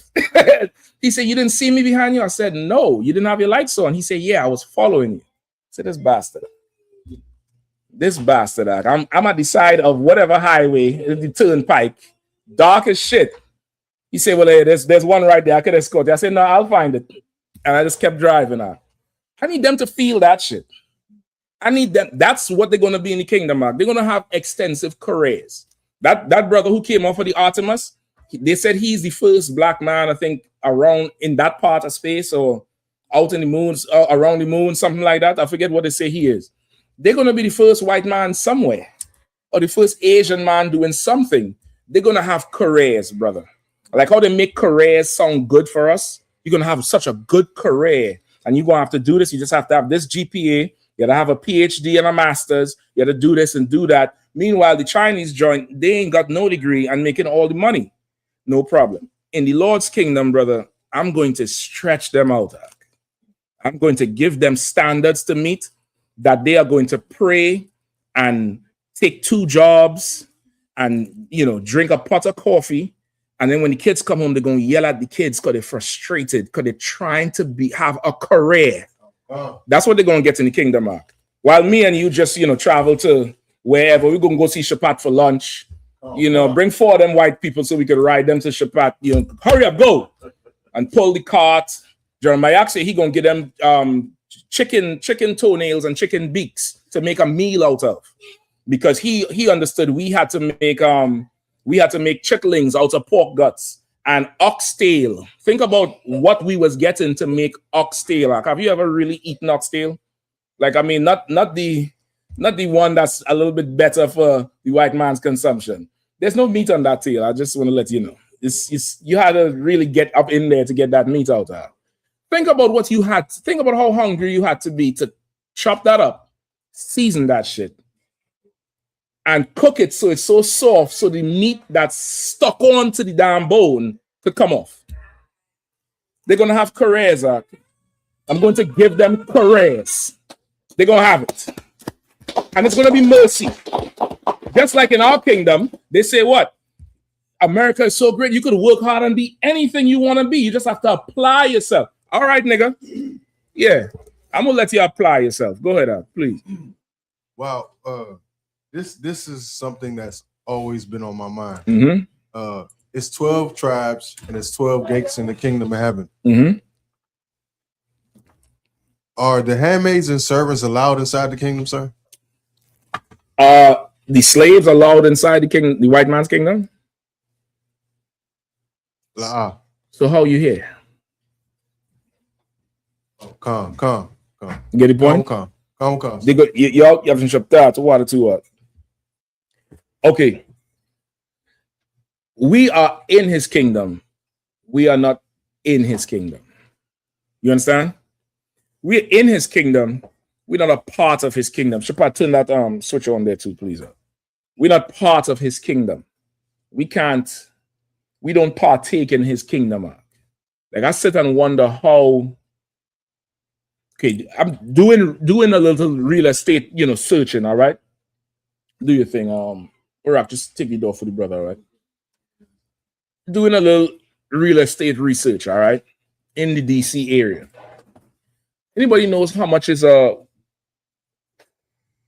studio in DC? I'm not talking on the outskirts, southeast, northeast. I'm talking about just DC. $1,850. That's real. That's if you're fortunate. Come on. Like I heard this Edomite saying, this is real affordable. It's only about $3,500. $3,500 is probably a 1-bedroom or 2-bedroom. But a studio, say again? Brother, a studio is about $2,200 in DC proper. Go ahead. I was not too long ago, maybe like 5 months ago, was looking online. Mm-hmm. I saw 3-bedroom, 4-bedroom, stuff like that. Apartments or houses? Apartments? This is apartments. Okay. This is apartments, but it was like 1,800, 1,700, 1,500. But I'm thinking like, damn, I'm like in DC, because I know, what we looking for. I'm like in DC, 1,800, 2,000 for a 4-bedroom, 5-bedroom. I'm gonna say that don't make no sense. Right. I go into the details. This is per person. It's per person. I said, oh nah. Yeah. Now, the per person is 4 white people or 3 white people. How are they able to afford that and still be on U Street or Adams Morgan or Georgetown spending $60 on dinner with friends? Who knows how? Just as you said, we're in their kingdom, but we're not in their kingdom. They are in their kingdom, so their pay is something that we would never ever Thank see. you, brother. Thank you. There's no amount of extra degrees or hours to make you afford that. They get paid something you will never get paid. That's why now, okay, long ago, salary for a job was public, damn near public. You would see it. Now, the cultures, you don't discuss the salary because what they're paying, Jennifer, and you and her working the same thing. That's not what you getting. Your sisters know. Yeah, they say that in concert. So long, that's not what you getting. You not getting that. So you was like, holy fuck, you live where? How much is the rent? Their apartment rent is more than your mortgage are. And they want to meet you for drinks. Where? Who says Salaki? Aradia? Come on, sir. Like if I could, sir. DC doesn't have poor white people, unlike other cities. Mm-hmm. Maybe a little bit after the COVID, you might have seen a couple of them on medians begging for change. The homeless ones, but they don't even count. But there's no such thing. I don't even think them real. I think them is CIA operatives are. Them white boys don't look they don't look like they hurt. They don't miss no teeth. That's all I'll check. You go to Baltimore, them crackheads missing teeth. Them white boys who on the media and talking about help a vet. You got better dental than me. Right. Go ahead. No, that was it, sir. That was it. They're not paying them. Go ahead. Salaki, sir. There's no poor white people. There's no poor white people in DC. Yeah, they're not making the same. Right? They in their kingdom, man. We're gonna be in ours. I want them to feel what we feel. I want them to be able to look at us and wonder how we can afford to live there and we have the same job. I want that whole psychological damage. You all ever heard of the model minority? You ever heard of the model minority? Because look it up. When you'll get a chance, go type in General Yahanna model minority. He did a whole documentary on the thing about 3 years ago. And brother, this shit brought me back even to Trinidad because it's damn near the same thing. Just look, give me a definition of the model minority, Bukwash, if you have. The model minority is a stereotype commonly applied to Asian Americans, characterizing them as a polite, law-abiding, high-achieving group.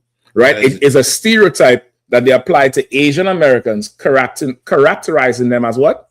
As polite, law-abiding, and high-achieving group that has achieved social economic success through hard work and assimilation. Right? That they work hard and they assimilated into America. And that's what you grew up in school thinking, right? The Asians is what? Good at math, right? Yes, Amo? Often contrast with other minorities. And it's compared to other minorities. How many of you all ever had parents tell you, why can't you be like the Asian and do your work? Or why can't you be like this one? You know what I'm talking about. Brother, Commander Yahanna did the research. I tell you, go look it up. Look it up. I'll probably look for it now and put the link in the chat. The general did the research out.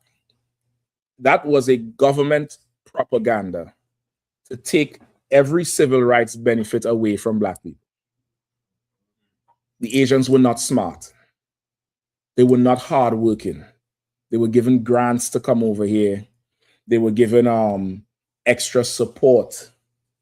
They were pushed over the line academically. And then they start putting so much pressure on them, some of the students started killing themselves. They're not smart. But look up the Bernie Mac clip. I might have just pulled the clip, the damn documentary up. There's a clip in Bernie Mac where he went to, you might have to look the documentary up to find the clip because it's hard to find that clip now. Look the documentary about Commander Yahanna, the model minority. Bernie Mac went to this Asian neighbor's house and he has, the 3 kids, and the little boy talks Spanish, but not fluent. So he says something in Spanish. Then the Chinese girl rattle off a whole thing in Spanish. Then she said, oh, she knows Spanish too. The Asian father say, yeah, she speaks 8 different languages. He look at the boy like, what the fuck is wrong with you? The girl doing something, the other Asian kid doing some other amazing thing. And they looked at him like, what the hell is wrong with you? And it shows you how much pressure the black families put on the black kids because of the image, the illusion that these heathens are smarter and more dedicated and more focused. Why can't you be like them? And so I think about how many thousands, probably millions of our children don't get damaged psychologically because you're looking at this slanty-eyed bastard and you cannot understand how he's acing this test until you just what? You just yield and say, well, hey, show me how to do this. And then what happens does he show you? Does he ever show you how to do it? You realize that he's not smarter than you. Okay, some people do, most people don't. But does the Asian or the heathen ever show you? No. And you thinking, what do you think then when he doesn't show you?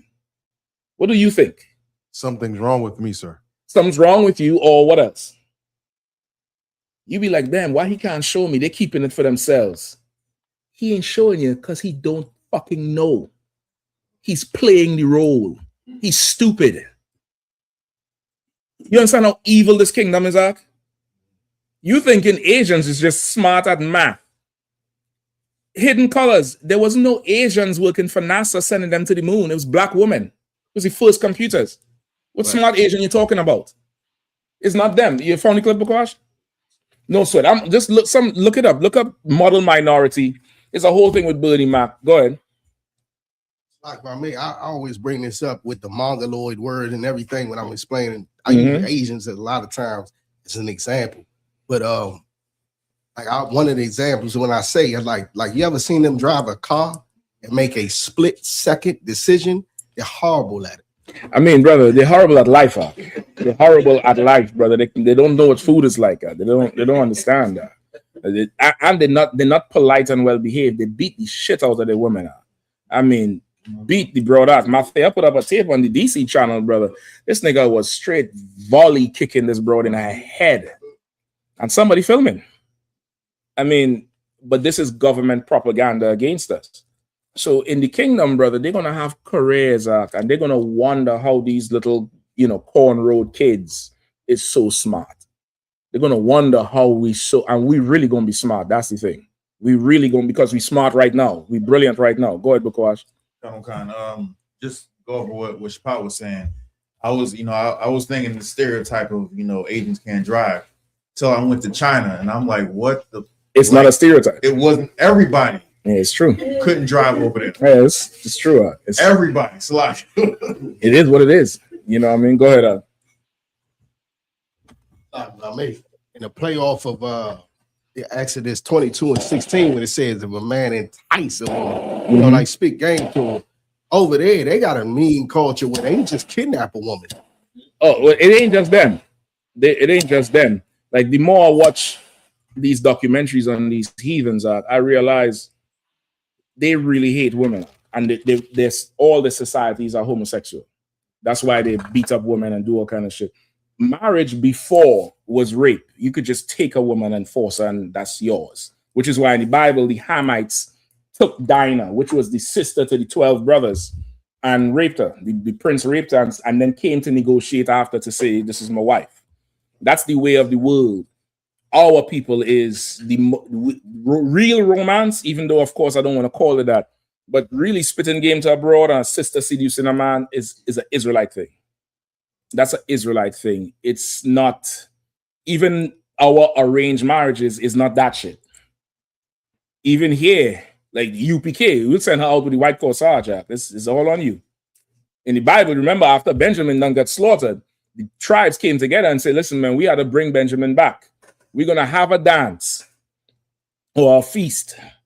And we're going to have the eligible sisters come out and they're going to dance. And if these Benjamites could spit game to them, they have wives. Like, it didn't say whoever could take her, knock her over the head and have sex with her. You still had to go up there and do something. And if you could get her, you have her. No, that's fair. But the heathens did not like that. They're not like that. Somebody had their hand up? Let's move on to if anything else, if there's any other questions, all right? So. All right, I'll take it. So hold on, Salaki. You had your hand up, You sure? Go ahead, It was one time I was on a bus. This was years ago, like 2009, 2010. And okay, an Asian guy, you know how when you come in front of somebody, y'all both like face to face, but somebody got to move to the side.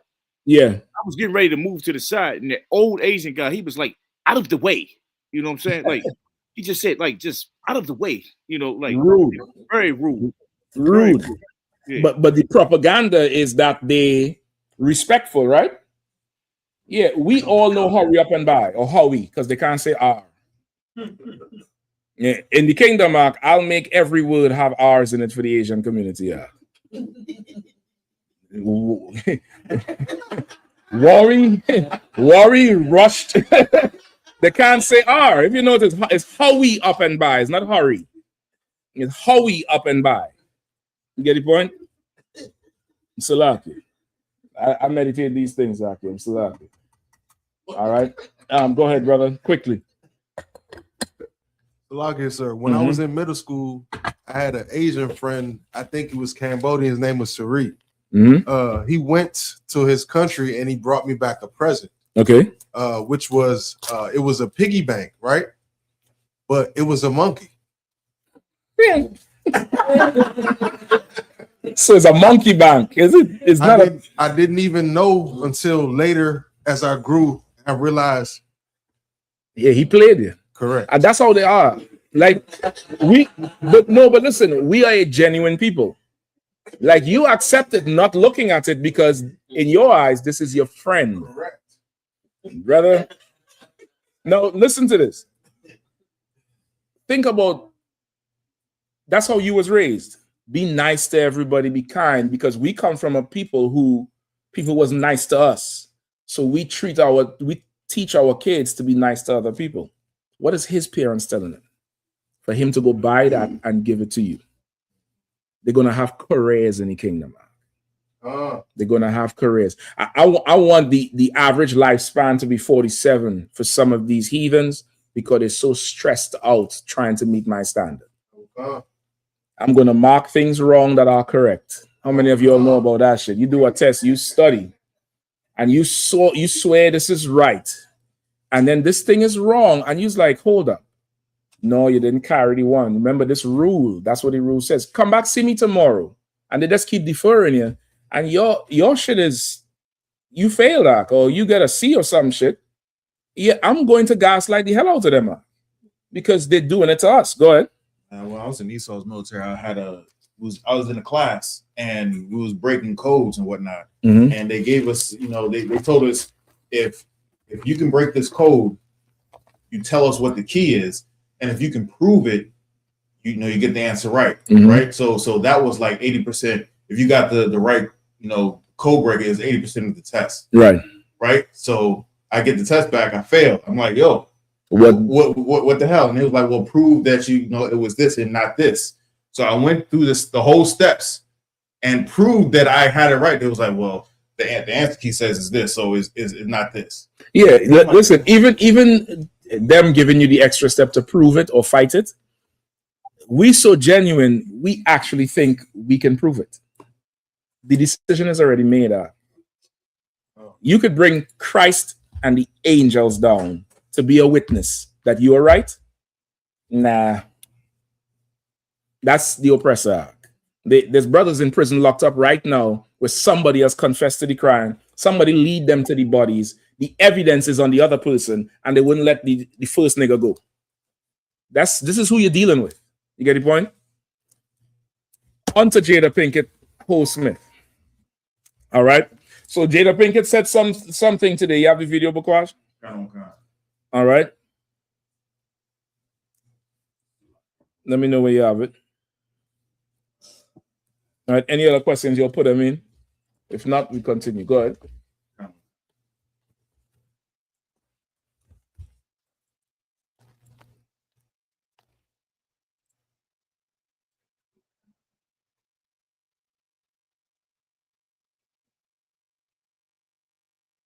You can't get on YouTube or something?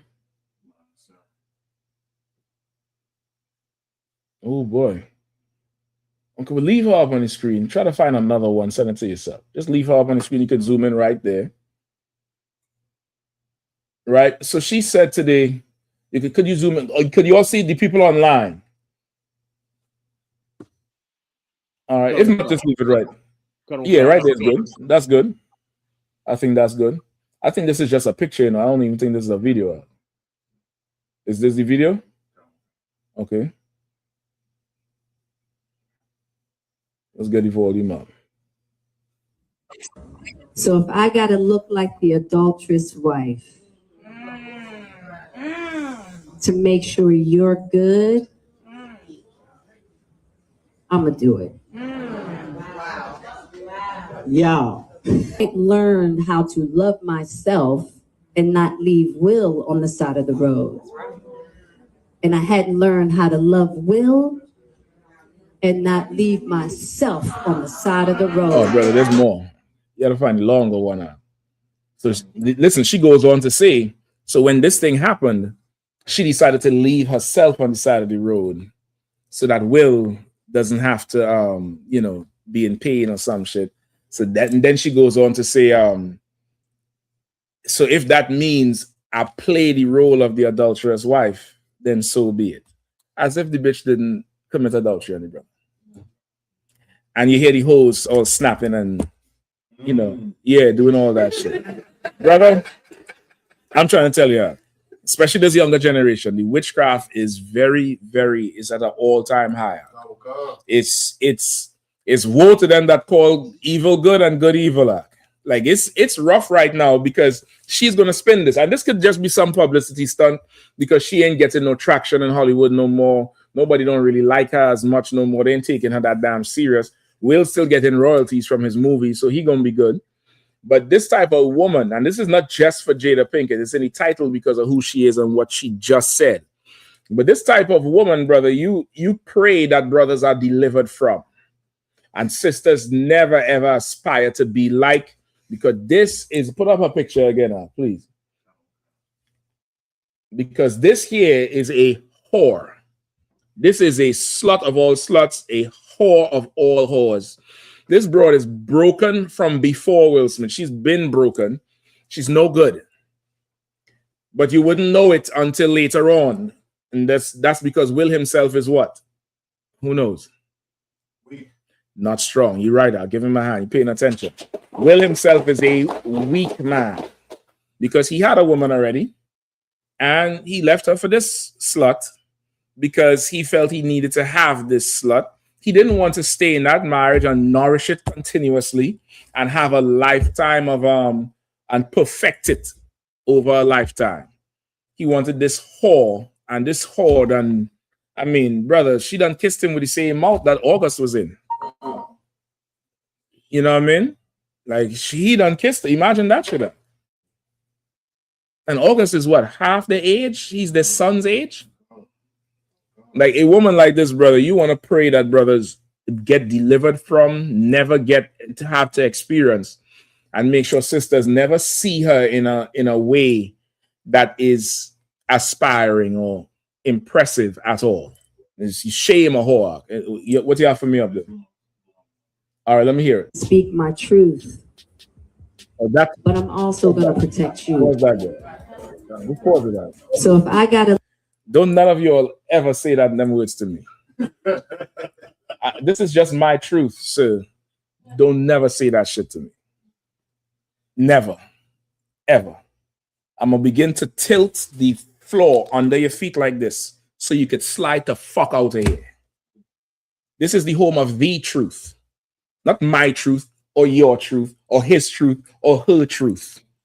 This is the truth that we all yield to. What the fuck is your truth? Well, I'm just speaking my truth. Go outside and talk that shit. Go outside and talk. Say that thing there. Because if it's your truth, guess what it's not? It's not the truth. We don't need none of that in here. We've all came from our truth in the world. And my truth was absolutely horrible. It was horrible. And I found the truth and I was like, I'm letting that shit go. This shit it doesn't matter. Keep going on. Like, well, I'm going to have to speak my truth, but I'm also going to protect you. So if I got to look like the adulterous wife. How do you look like the adulterous wife? When you on TV, you see if you could find the other clip or somebody could find it where she said August made her feel things she never felt before. She said that to Will Smith's face and he had to sit there. Brother, I'll wait until she do 6 months after you. And I'll call somebody who's reputable and request her. And if that brother tells me no, I know I need to do better or she's not good enough. But that shit, I never want to experience. A wise man told me long ago, there's some things you don't recover from. There's some things, it changes who the fuck you are. And dealing with a stuff like that, it could damage you out. It could damage. Now imagine Will, you'll notice since that Red Table, Will didn't make a blockbuster ever. He make a rap record, which was shit. He makes some slave movie. A slave movie is like a, it's like a free throw. It's going to score. Anybody seen the movie in here? I mean, if you all did, just raise your hand. I just want to show the ratio. There's one person. It's not a big deal if you see it or not. Yeah, he made some record, and it's horrible.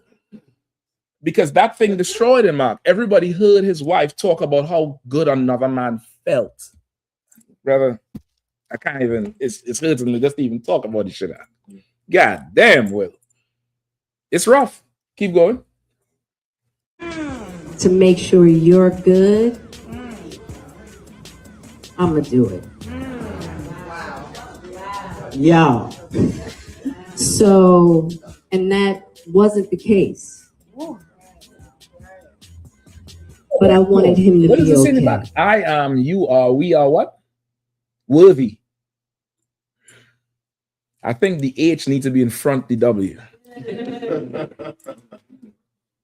Yeah, this is a whore convention she's talking to here. Keep going. That's it? What more? Now, also in that moment, two things. As I'm moving forward, I'm also moving backwards. Because of what I realized at that moment, I got in my martyrdom bag. And what that is for me is, I hadn't quite learned how to love myself and not leave Will on the side of the road. And I hadn't learned how to love Will and not leave myself on the side of the road. I feel great. Okay, I got my new boo in the bed. Oh yeah, I guess that's the end of the clip. There's no more of it, right? Salaki, sir, if I could. Go ahead, up. Every time that she goes viral or make her little fake comeback with her fake deep speech, she always dogging Will Smith. It's never not one time that she just don't do this. Because he's weak. Predicated on her. Yeah, he's weak. He's a weak man. He's a weak. Okay, it's a psychology with Eve, right? Ideally, she'll grow up with her father, and she will have a healthy fear of her father because she know her father will kick her ass if she out of line. And as she grows into an adult, that fear becomes respect. It's no longer a fear because he's not going to put his hands on the adult because it's different now. It's not a child. It becomes respect. And then that father gives her over to a man who takes his place. And he has to be the type of man to command that type of fear/respect. Where she could be angry, but this is her father. Or that's daddy. She'll hold her tongue or whatever. That bitch don't look at Will like that. She looks at him as a chump, which he is. You get the point?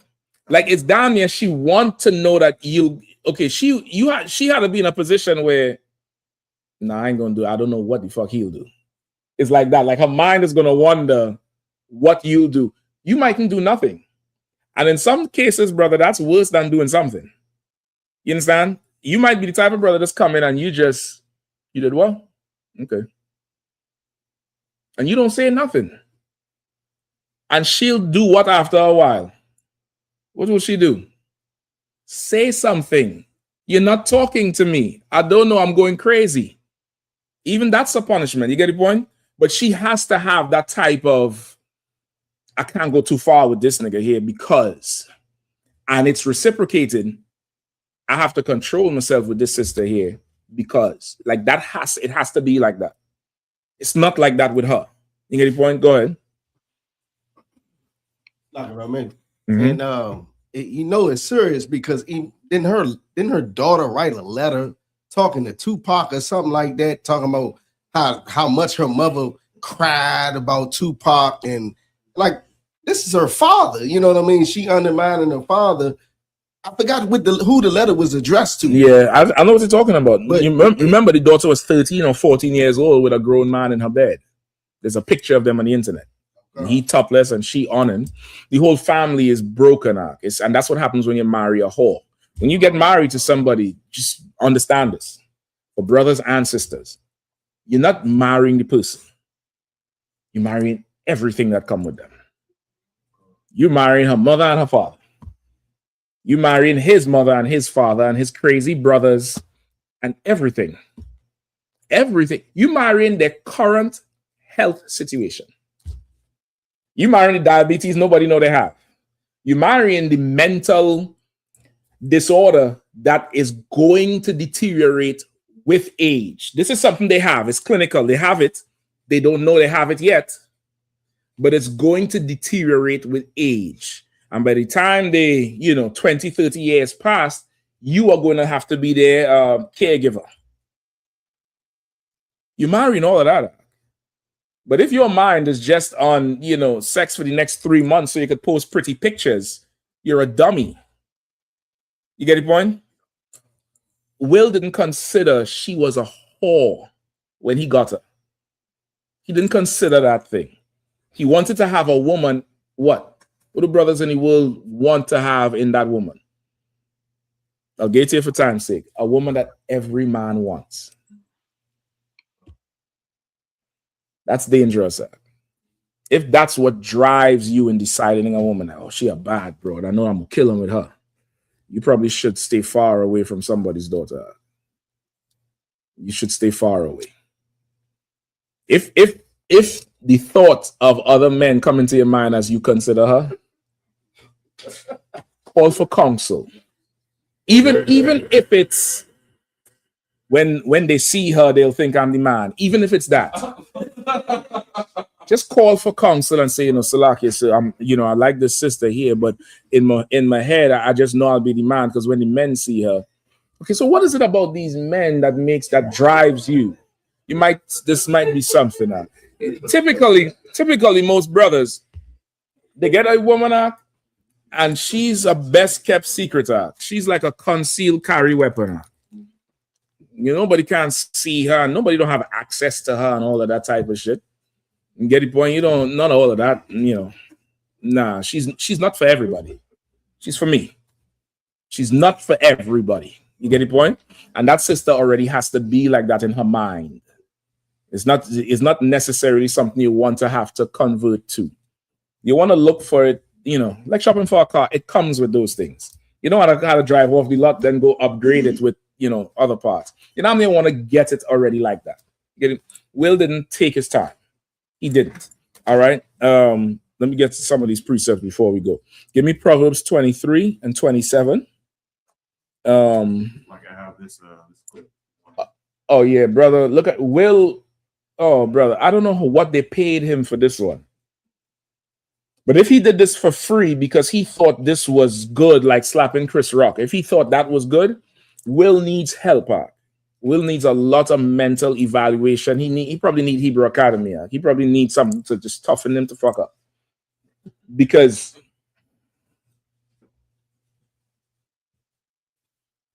I don't want to say what I want to say, but it's she deserved it. That's if it happened. She deserved it. Go ahead, Salaki, sir. As you were talking, and I heard you say, she said he made her feel some way that I believe that Will is he goes both ways, and I think he told her that, and in return, she's doing this. Well, okay, this is the thing about a whore and a woman. A woman hates an effeminate man. They can't be around him. It's because a woman is competitive by nature. The sisters will tell you. And he is competing for her spot. And it's disgusting to her that you think you could be me. That's a woman, like an actual, real feminine woman. A whore will hang with a faggot. She'll entertain him because she's a slut. If a broad finds out her man is on the down low, she'll just leave. She's not going to stay and have sex with somebody to get back at him. How is having sex with another man getting back at him? He gay. Unless you're telling me he liked August. If that's what you're trying to say, then that's a whole other thing I never even considered. But she's a whore. She's a slut. If Will Smith was a extremely masculine, dominant, if he was Joe Jackson and slapping her, she'd have fucked August.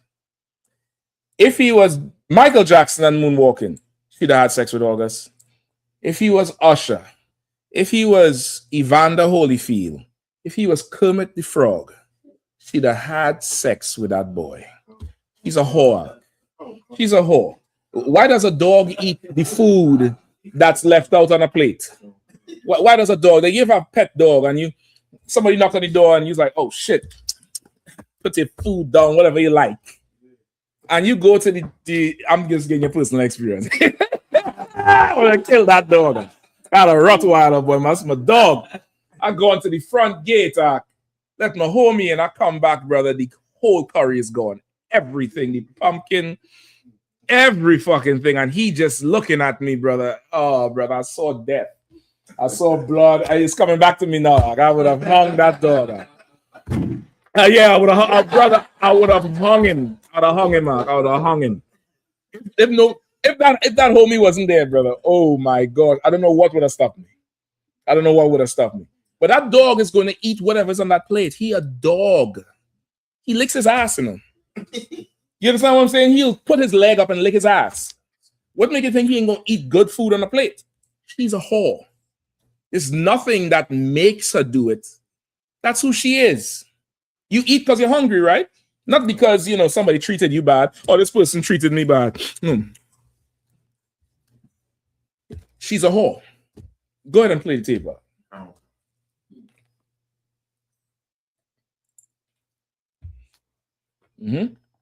Think you need to say clearly what happened.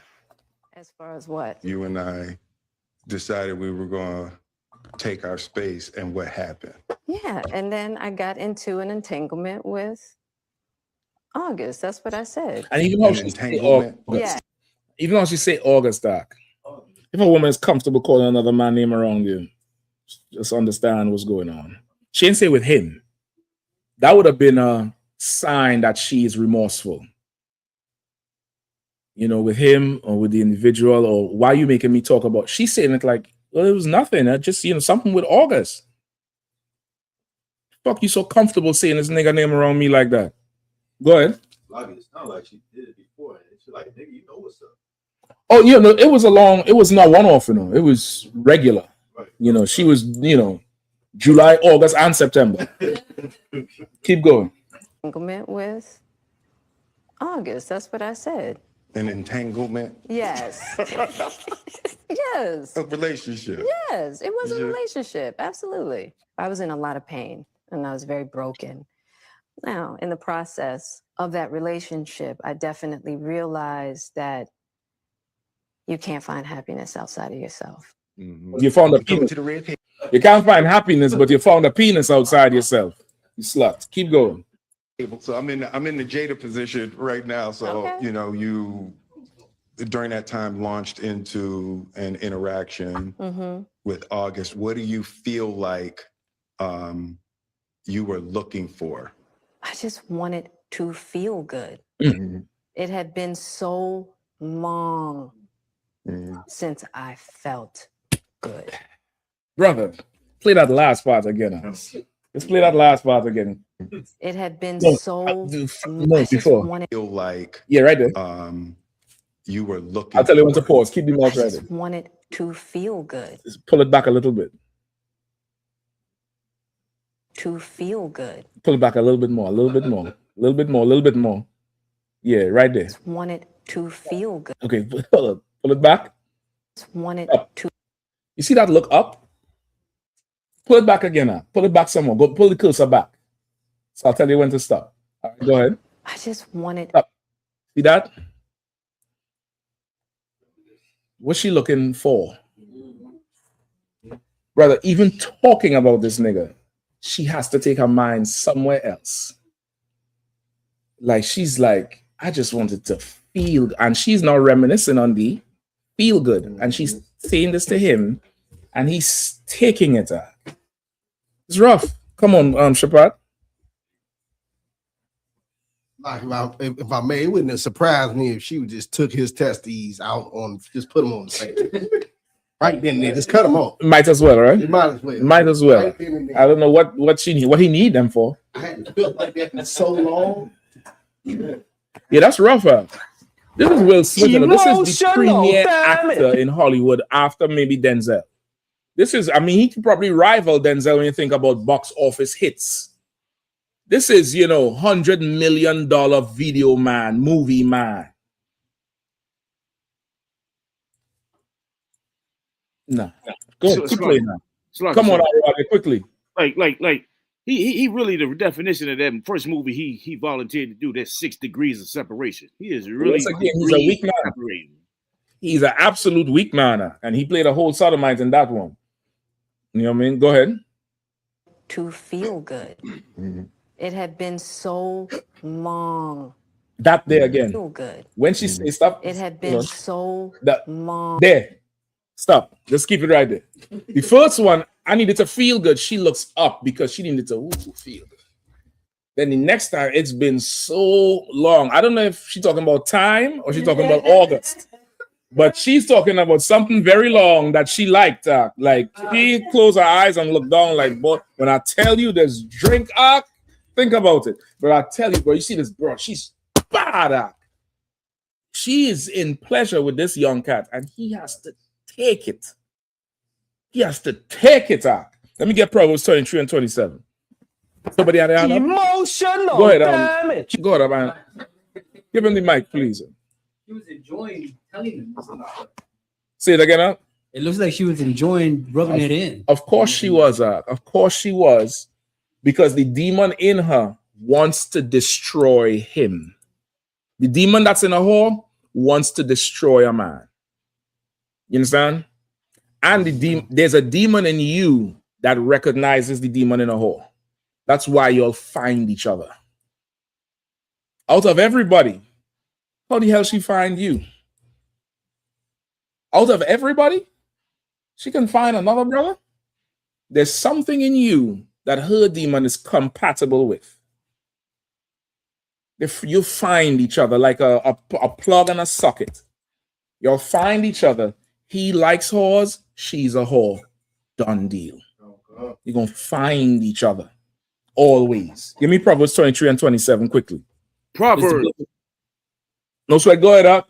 Proverbs chapter 23, verse 27.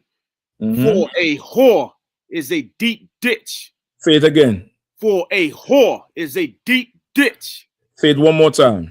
For a whore is a deep ditch. Go ahead. And a strange woman is a narrow pit.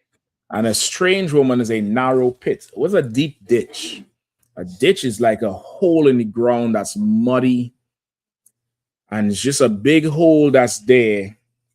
And it's deep. But a hole is a deep ditch. This is perfect. Give me that hole on the screen now. Keep that bitch up there. She is a deep ditch because till this day, Will Smith is not the man he was before. You understand? People respect OJ more than Will Smith. Feel that. You get the point? People respect. Will Smith is a punk internationally. He's a punk. For this and then going after Chris Rock. He's a weak man. He's not able to regain himself. He's not able to regain Hollywood. If you notice, he's not the premier dude anymore. He's not that thing. I wonder how much his streams dropped off.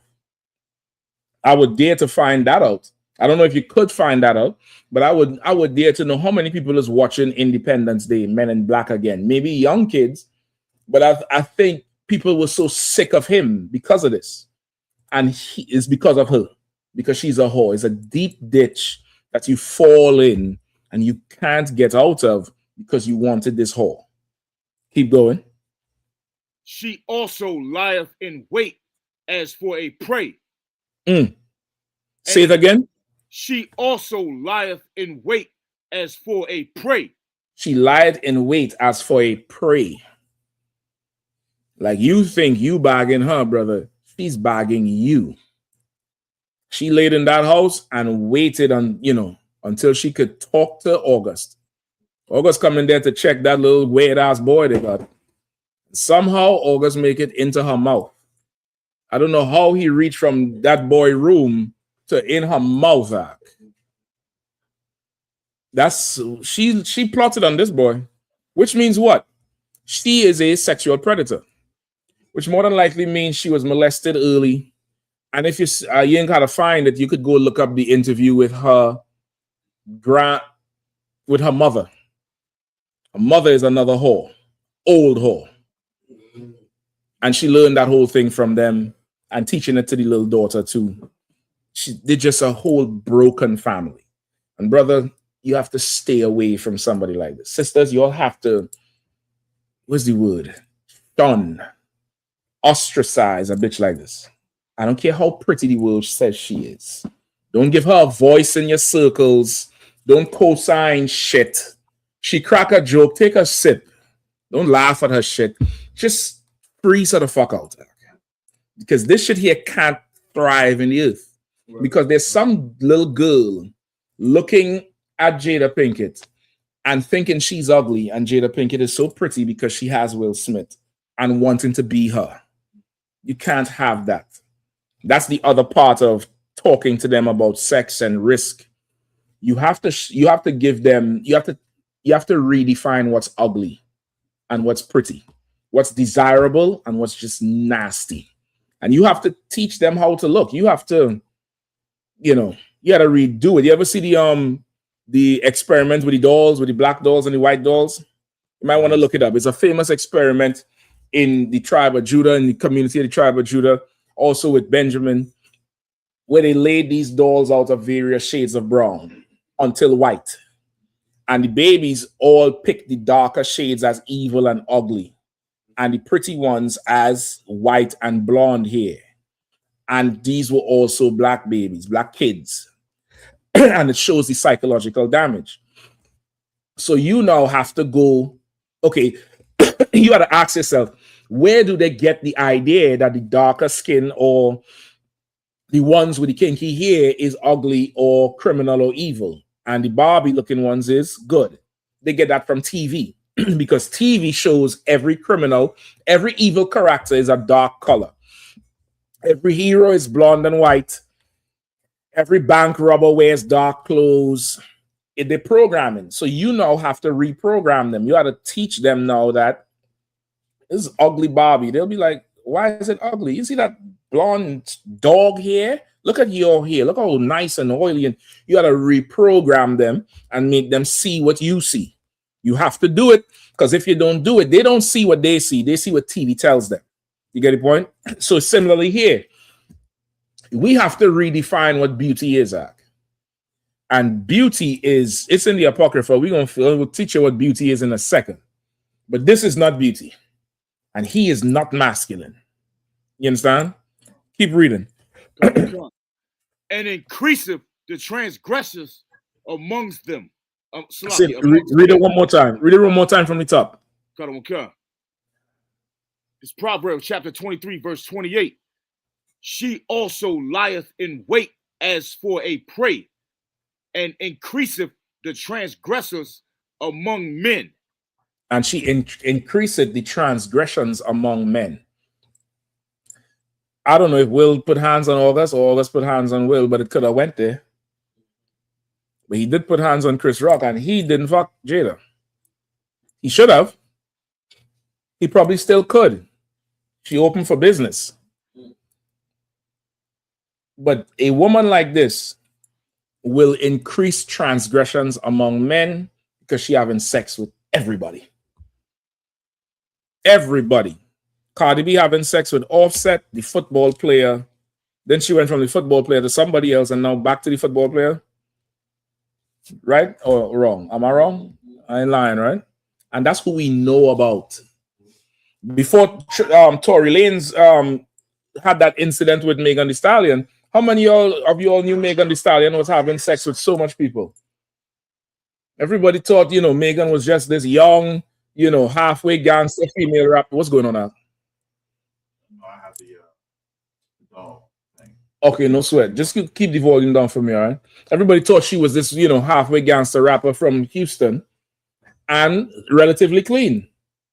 Brother, that Tory Lanez thing came out, brother, and the list was short of who she wasn't fucking.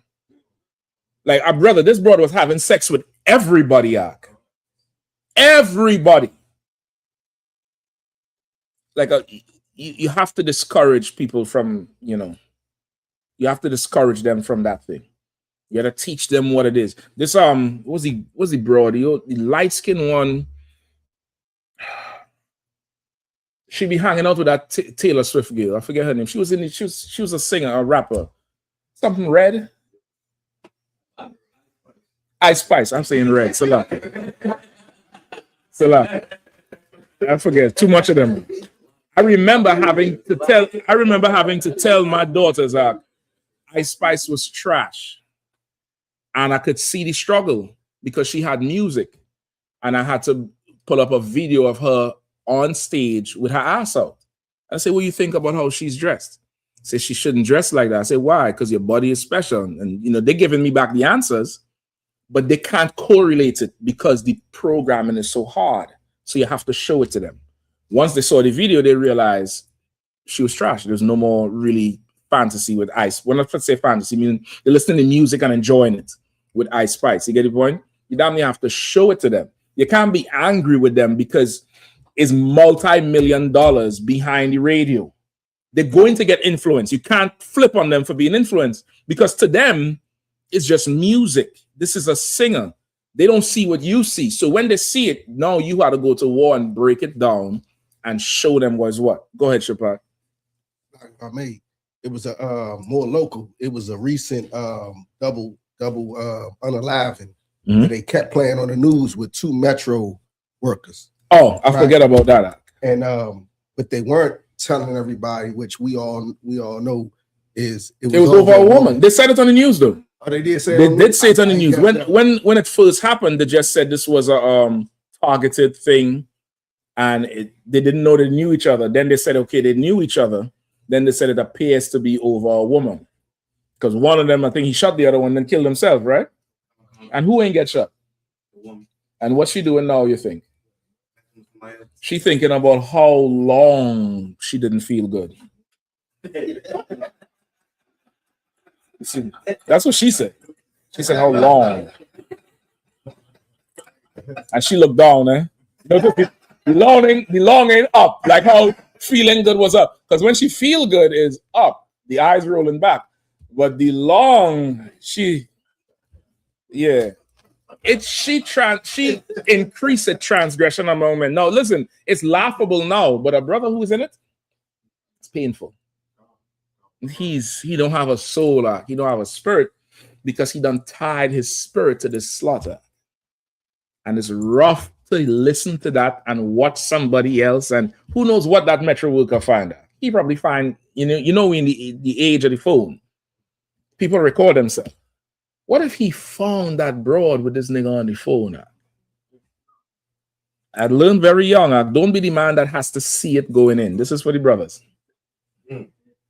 Don't be the man that has to see it going in.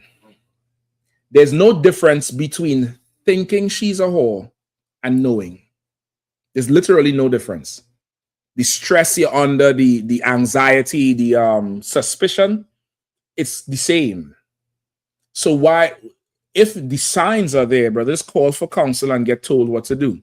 But don't be the brother that, nah, and you have to see it. You may not recover from seeing it.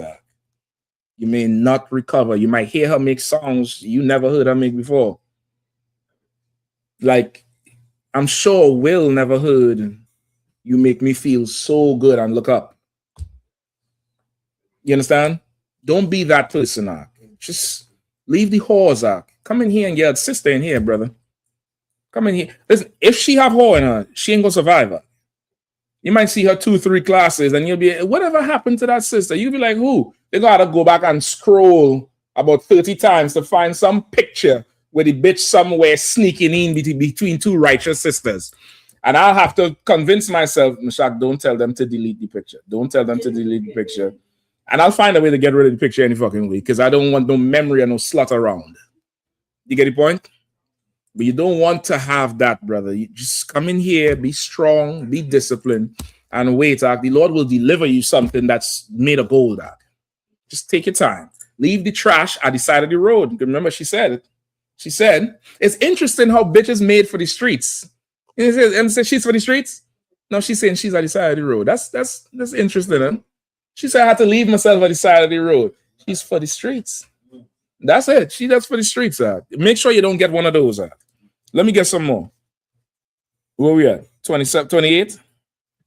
29, sir. No, I think we don't need 29. Give me Ecclesiasticus in the Apocrypha. All right. Give me Ecclesiasticus in the Apocrypha. Shapati Yahanna?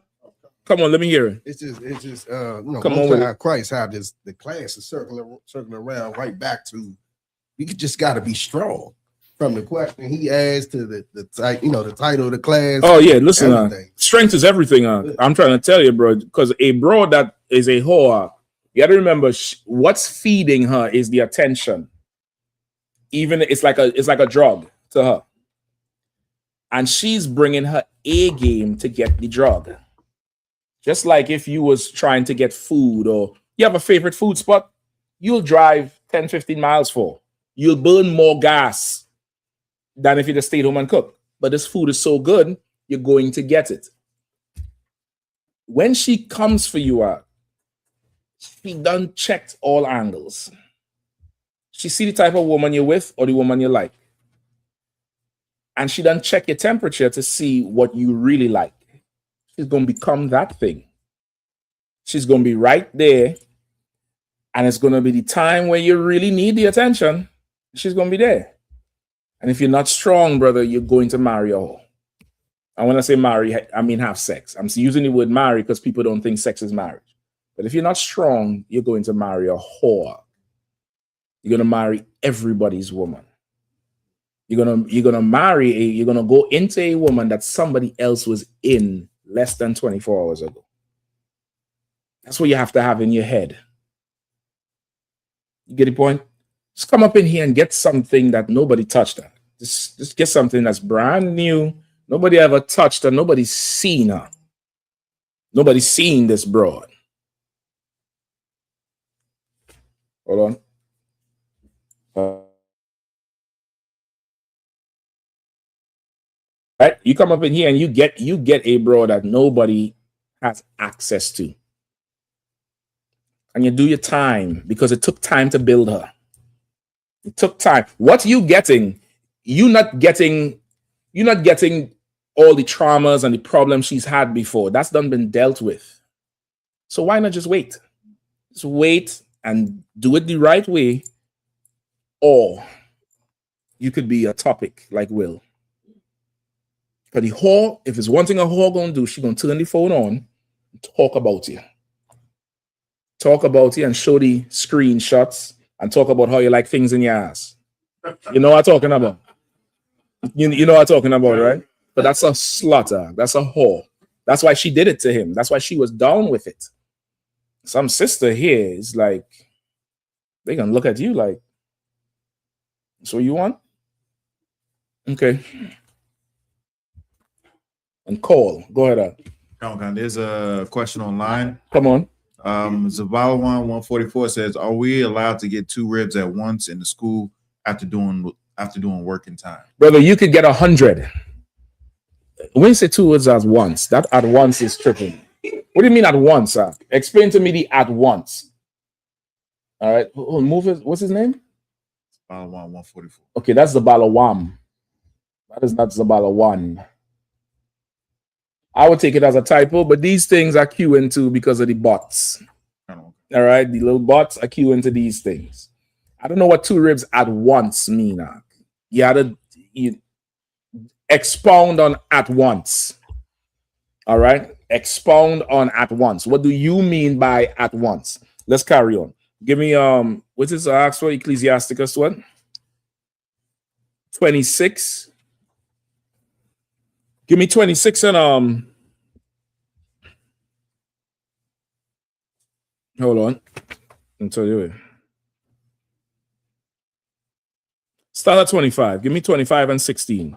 Real quick. Somebody read it through real quick. Come on, the book of Ecclesiasticus, chapter 26, verse 25. 25 and 16. Come on, and 16. Mm-hmm. Come on, sir. Verse 16. As the sun. Give me Ecclesiasticus 25 and 16. Oh, 25 and 16. Salaki, sir. 25 and 16. Come on, sir. Book of Ecclesiasticus, chapter 25, verse 16. I had rather dwell with a lion and a dragon than to keep house with a wicked woman.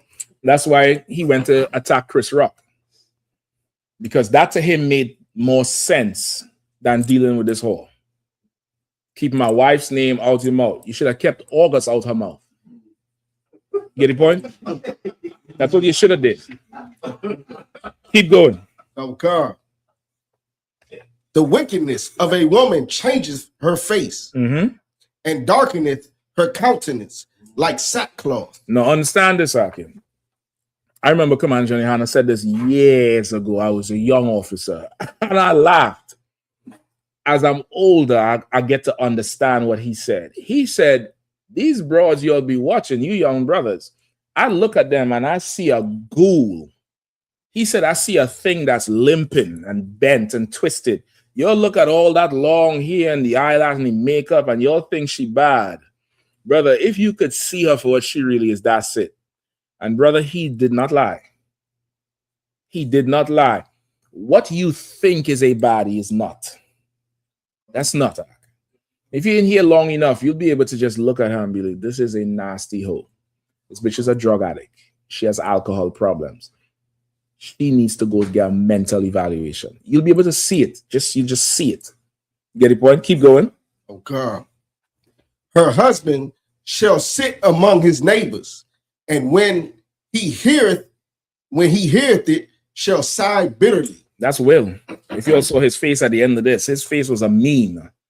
He's trying to not cry because he heard it. And it wasn't good. Go ahead. God. All wickedness is but little to the wickedness of a woman. At this point here, brother, I'm sure Will would have preferred buried one of his kids. He would have preferred get told he had cancer. He'd have preferred any other tragedy. And okay, this might be something strange to other people or sisters, but brothers understand this shit. You'll deal with anything.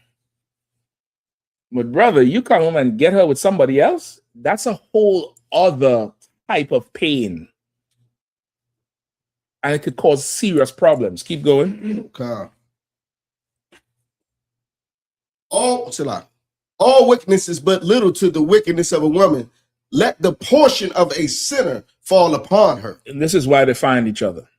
The Bible says a wicked woman is made for a wicked man, and vice versa. Let the portion of a sinner fall upon her. In Proverbs, it says, she taketh the sinner, but the righteous will be delivered from her. Get the point? She done took Will out, and Will can't recover. I don't think that with all his money, I don't think there's a broad in the earth who will really take him on. And, you know, she won't respect it. Same thing with that Michael B. Jordan. That whore he got with her took him to the cleaners out in the spirit. Like, how you going to go after a woman that had sex with P. Diddy and his son? In whatever order you want. Because in that house, it's whatever. You understand? Keep going. Let me see where we at. Oh, go ahead. Yep. As the climbing up a sandy way is to the feet of the age, so is a wife full of words to a quiet man. Right? Like an old man climbing up a sandy hill, like a beach. You know, when you get older, a man's power and will is gone. So to climb up that sandy way is hard to move in sand anyhow. To climb up that thing is difficult. So is a woman with much words for a quiet man. Hearing that shit out, that's why he couldn't say nothing back. He just had to sit there and take that shit. Go ahead. There's a question on the previous verse, 90s best era says, what does the changes her face mean in that verse? Does it mean she's bipolar? It could mean that. It could mean if you're not full of lust, you will see that what you think is beauty is a slut. Cardi B, Megan Thee Stallion, Jada Pinkett. What you think is beauty is not beauty. That is not beauty. That's a whore's seduction. Go ahead. I made two different instances. Hold on. And this too. She doesn't look feminine. She looks aggressive. She looks like a bad bitch, a boss bitch. Beyonce had an alter ego called what? Sasha Fierce. You get the point? Why you want a broad who fierce? For what? To do what? Who she fierce for? And the fierceness looks like any transgender who dresses up. Look at any bad bitch Look at the one from Orange is the New Black. There's a picture with her standing next to Beyonce. You think it's her sister. And that's a man she's standing next to. If when you get dressed up, a man can look like you failed. You failed the assignment. Something's wrong. You get the point? I need to stop. I need to stop, brother. Go ahead, Shabbat, quickly. I mean, you know what I'm saying? Even in the world, I had a song where I wrote where I said a woman only looks as good as what comes out of her mouth.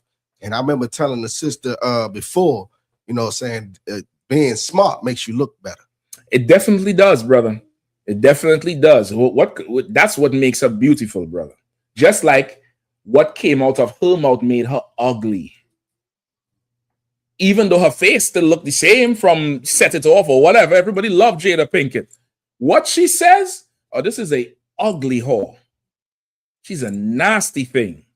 You get the point? What your standard of beauty is has to change. I think this is about the one he answered it. What he said?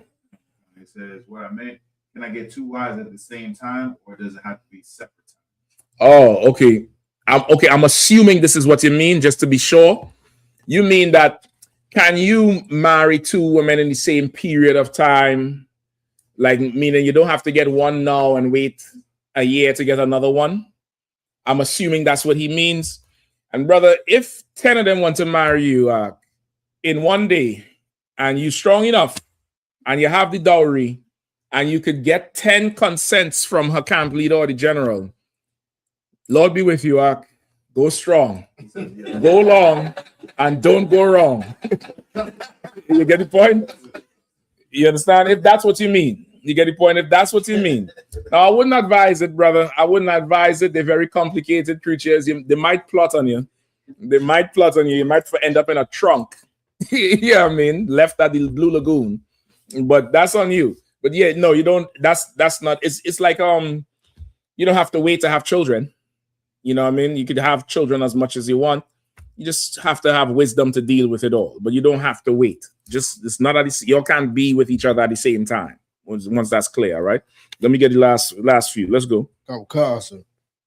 Stumble not at the beauty of a woman, and desire her not for pleasure. Say that again. Stumble not at the beauty of a woman, and desire her not for pleasure. That's what the Bible says. Don't stumble at her beauty. Don't let that be the thing you get lost in. You know why? Who knows why you shouldn't stumble at her beauty? Fades. Well, just like your strength will fade, physical strength, I mean, because that's what she's looking at you for. She's looking at your shoulders, your biceps, your vein in your neck. See how big that is to compare it to something that makes sense in her mind.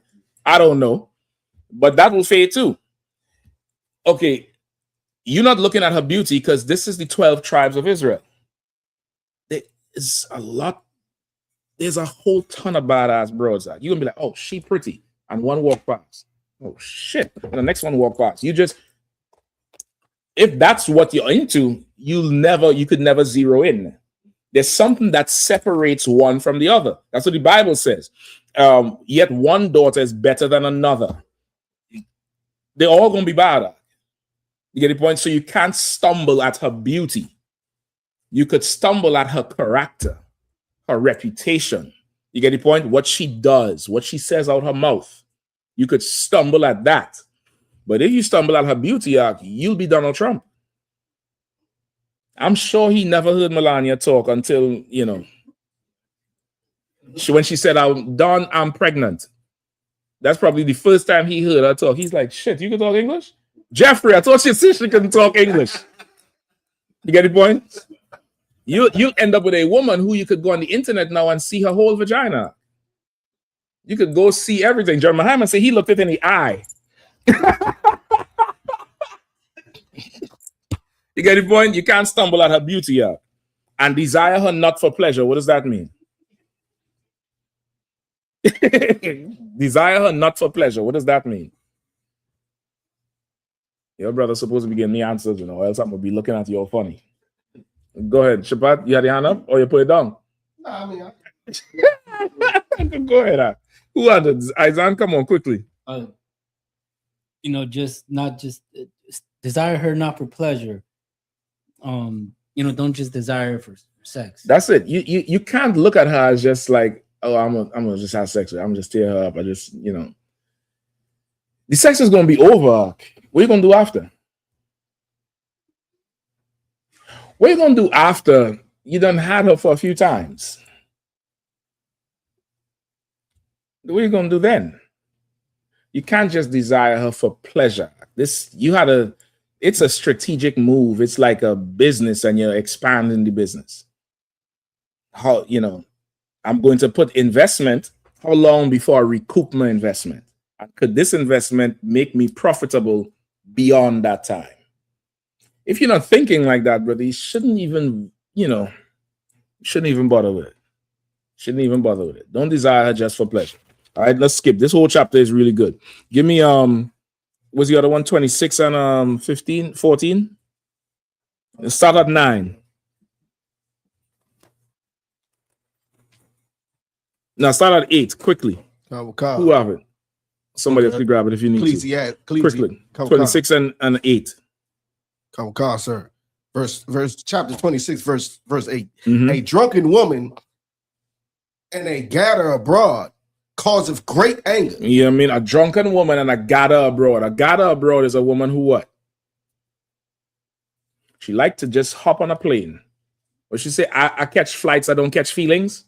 Yeah, I know you're a slut. I know it. I know it. I know your STD screen is not good. I already know that. Things that come out your mouth let me know exactly what I need to know about you. You understand? A woman that is a drunkard and gather abroad causeth great anger. Go ahead. And she will not cover her own shame. Like she said, if I just had to play the adulterous wife to help him out, well, shit. I'll just have sex with whoever. I just play that for him. I just did that for Will. She wouldn't even cover her own shame. She's supposed to deactivate her Instagram and never be seen again. She had to go out with a hoodie and them big old Mary J. Blige glasses and just never be seen on the earth again because she's ashamed of herself, but she doesn't want to cover her shame. Keep going. The whoredom of a woman may be known in her haughty looks and eyelids. Which is, again, the changing of the face, the whole face look, the bad bitch, the baddie. I could look at you and I could tell you're full of whore. You're full of sex. You're full of, that's all you can do. I think about this too. Okay. For these sisters in the world, or these women in the world, if they didn't have a vagina, a man will never be with them. You understand what I'm saying? Like, understand what I'm saying carefully. Why is that basketball player with Megan Thee Stallion? Is she an excellent cook? Is she a strategic businesswoman? He's with her for her body act. And he himself, I think he a little gay. I'm telling you straight. It's going to come out later. But that nigga shooting more than a basketballer. I'm telling you straight up. Like, these bros, you gotta ask yourself, if it wasn't for sex, this nigga would not even look at me. And that's a sad situation to be in. That's a very, very horrible place to be in because that's all you're worth. You really have nothing to offer else. Why did Will even marry her? She's not an outstanding actor. She showed her titties in Jason's lyric arc. And that's where everybody know her from. The little curly hair bro that got naked. That's where everybody knew her from. This broad is not... What's Denzel Washington's wife's name? Anybody know? You don't know it. Do you know what she does? You don't know what she does. You just know she been with him and she ain't never talk about how long or how happy another nigga make her feel. That's the type of woman you want. Let's just keep reading. Go, Arrow, spare me with the time, all right? So I gotta go to the Go ahead, roll out. All right, priest. Keep going. Okay. If thy daughter be shameless, keep her in straitly, lest she abuse herself through overmuch liberty. And that's a good precept for you, Isaiah. You get the point because he was asking about the kids. This is, of course, for daughters. But with a son too, you're gonna put some restraints on him. But teaching him restraint comes with teaching him when to exercise power. Right? But you have a daughter and she be shameless. You got to keep her in straightly. You have to give her very little room. Go ahead. No, skip me down to 14. Verse 14. No, hold on. Give me verse 12. Salakia. Verse 12. She will open her mouth as a thirsty traveler when he hath found a fountain, and drink of every water near her. Yikes. By every hedge will she sit down, and open her quiver against every arrow. No, I don't know about you. I understand that perfectly. She'll drink every water that's there. Meaning she'll put her mouth everywhere. And she'll open her quiver for every arrow. He's just a friend. When I just had an entanglement with August, it's landing arrows. And whoever else was there before. Do you want that? Or do you want her quiver to only open for you? That's it. She take pride in that shit. She ain't responding to nobody. She's pleasant. Oh, thank you, brother. I'm probably, I'm already married, but I'm sure you'll find a more beautiful woman than I am. You deserve it. She know how to shut down a approach and make the brother feel like, yeah, damn, yeah, she really ain't that bad. I could find better because she's married. But this broad here, she just open. Look at her. She's open, brother. She's. Yes. Keep going now. Give me 14. Quickly. Sir. Verse 14. A silent and loving woman is a gift. No, Slacky, give me 13. Sir. Verse 13. The grace of a wife delighteth her husband, and her discretion will fatten his bones. The grace of brothers come in here and everybody talk about, man, you put on so much weight. Yeah, I had some good women. I ain't that a hungry old drug addict from any world, brother. I got some bros who cook and open the quiver. And I don't have to worry about it. You get the point? And that would make, and this is the other thing. It gives you less stress. That stress will eat away at you. You could rest good now. That food gets to nourish you. You start looking healthier. You get the point? You start getting stronger. But Will looks wasted away. That picture at the end of this shit, he looks horrible. Keep going. God. A silent and loving woman is a gift of the Lord. Is what? Is a gift of the Lord. Is what? Is a gift of the Lord. You can't go get her yourself. The Lord has to give her to you. And understanding that will change your whole perspective of it. It'll change your whole perspective of the whole pursuit, everything. It has to be the Lord is giving you this broad, because they don't make them like that. You understand? Keep going. God. And there is nothing so much worth as a mind well instructed. That's what real beauty is, Ak. There's nothing so much worth than a mind well instructed. You get the point? Now, if it say a wicked woman is a wicked man's portion, what does a well instructed mind mean about you as a brother? If this sister is silent and loving and she has a well instructed mind, what does this mean about you as a brother?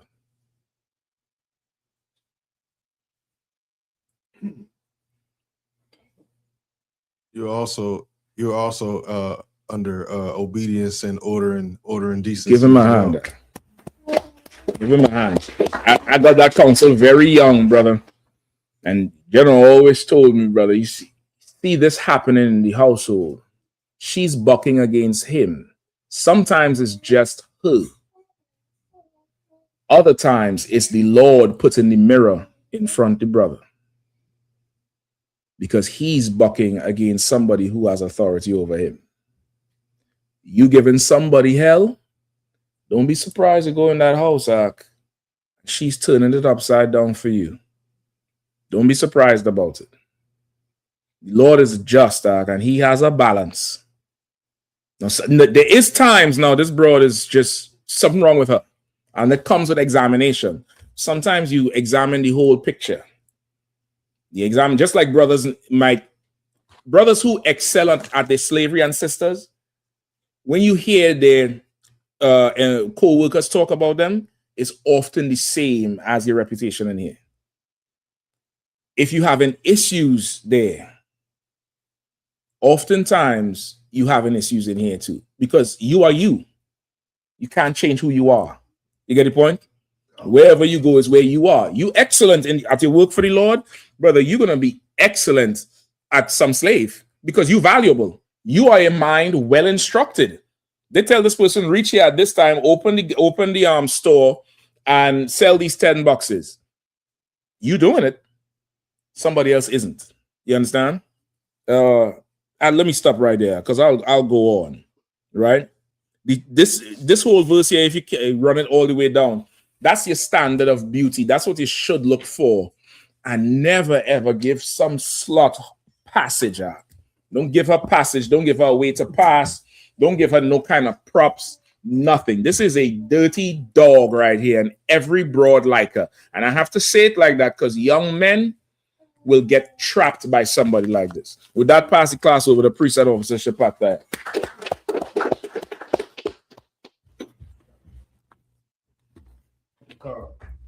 I.S.U.P.K security announcements. We at I.S.U.P.K out of 1 West 125th Street, Harlem, New York, under Commander General Yahanna.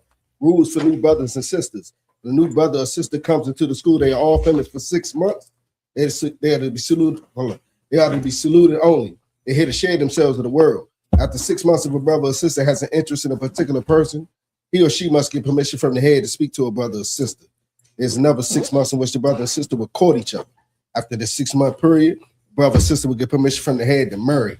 Tithes, which is a commandment. You'll find this in the book of Numbers, chapter 18, verse 21, in the book of Malachi, chapter 3, verse 8 through 10. Means 10th in Hebrew and it's pronounced ma'aishu. 10% of every penny of any increase the Lord gives you, get it to the Treasury Department or teacher. Priest fund, free will offering for priests, not mandatory, whatsoever amount you would like to give. Upcoming Holy Convocation. Feast of First Fruits starts after the Sabbath, a Feast of Unleavened Bread, sundown. Sunday, April the 12th, 2026, count 50 days. Celebrate the 50th day. Sunday, May the 31st, 2026, start before sundown.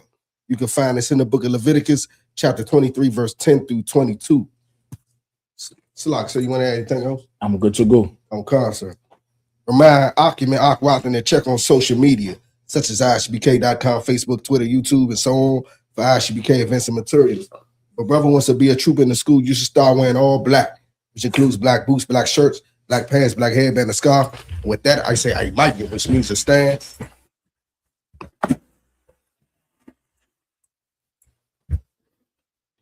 Courtesy salute to the teacher. Man, Shabbat. What?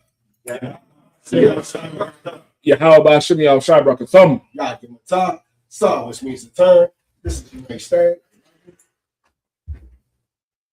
We'll give a courtesy salute to the sisters. Man, Shabbat. Y'all tell about Shimmy al Shabrak. Y'all give him a top. Class dismissed.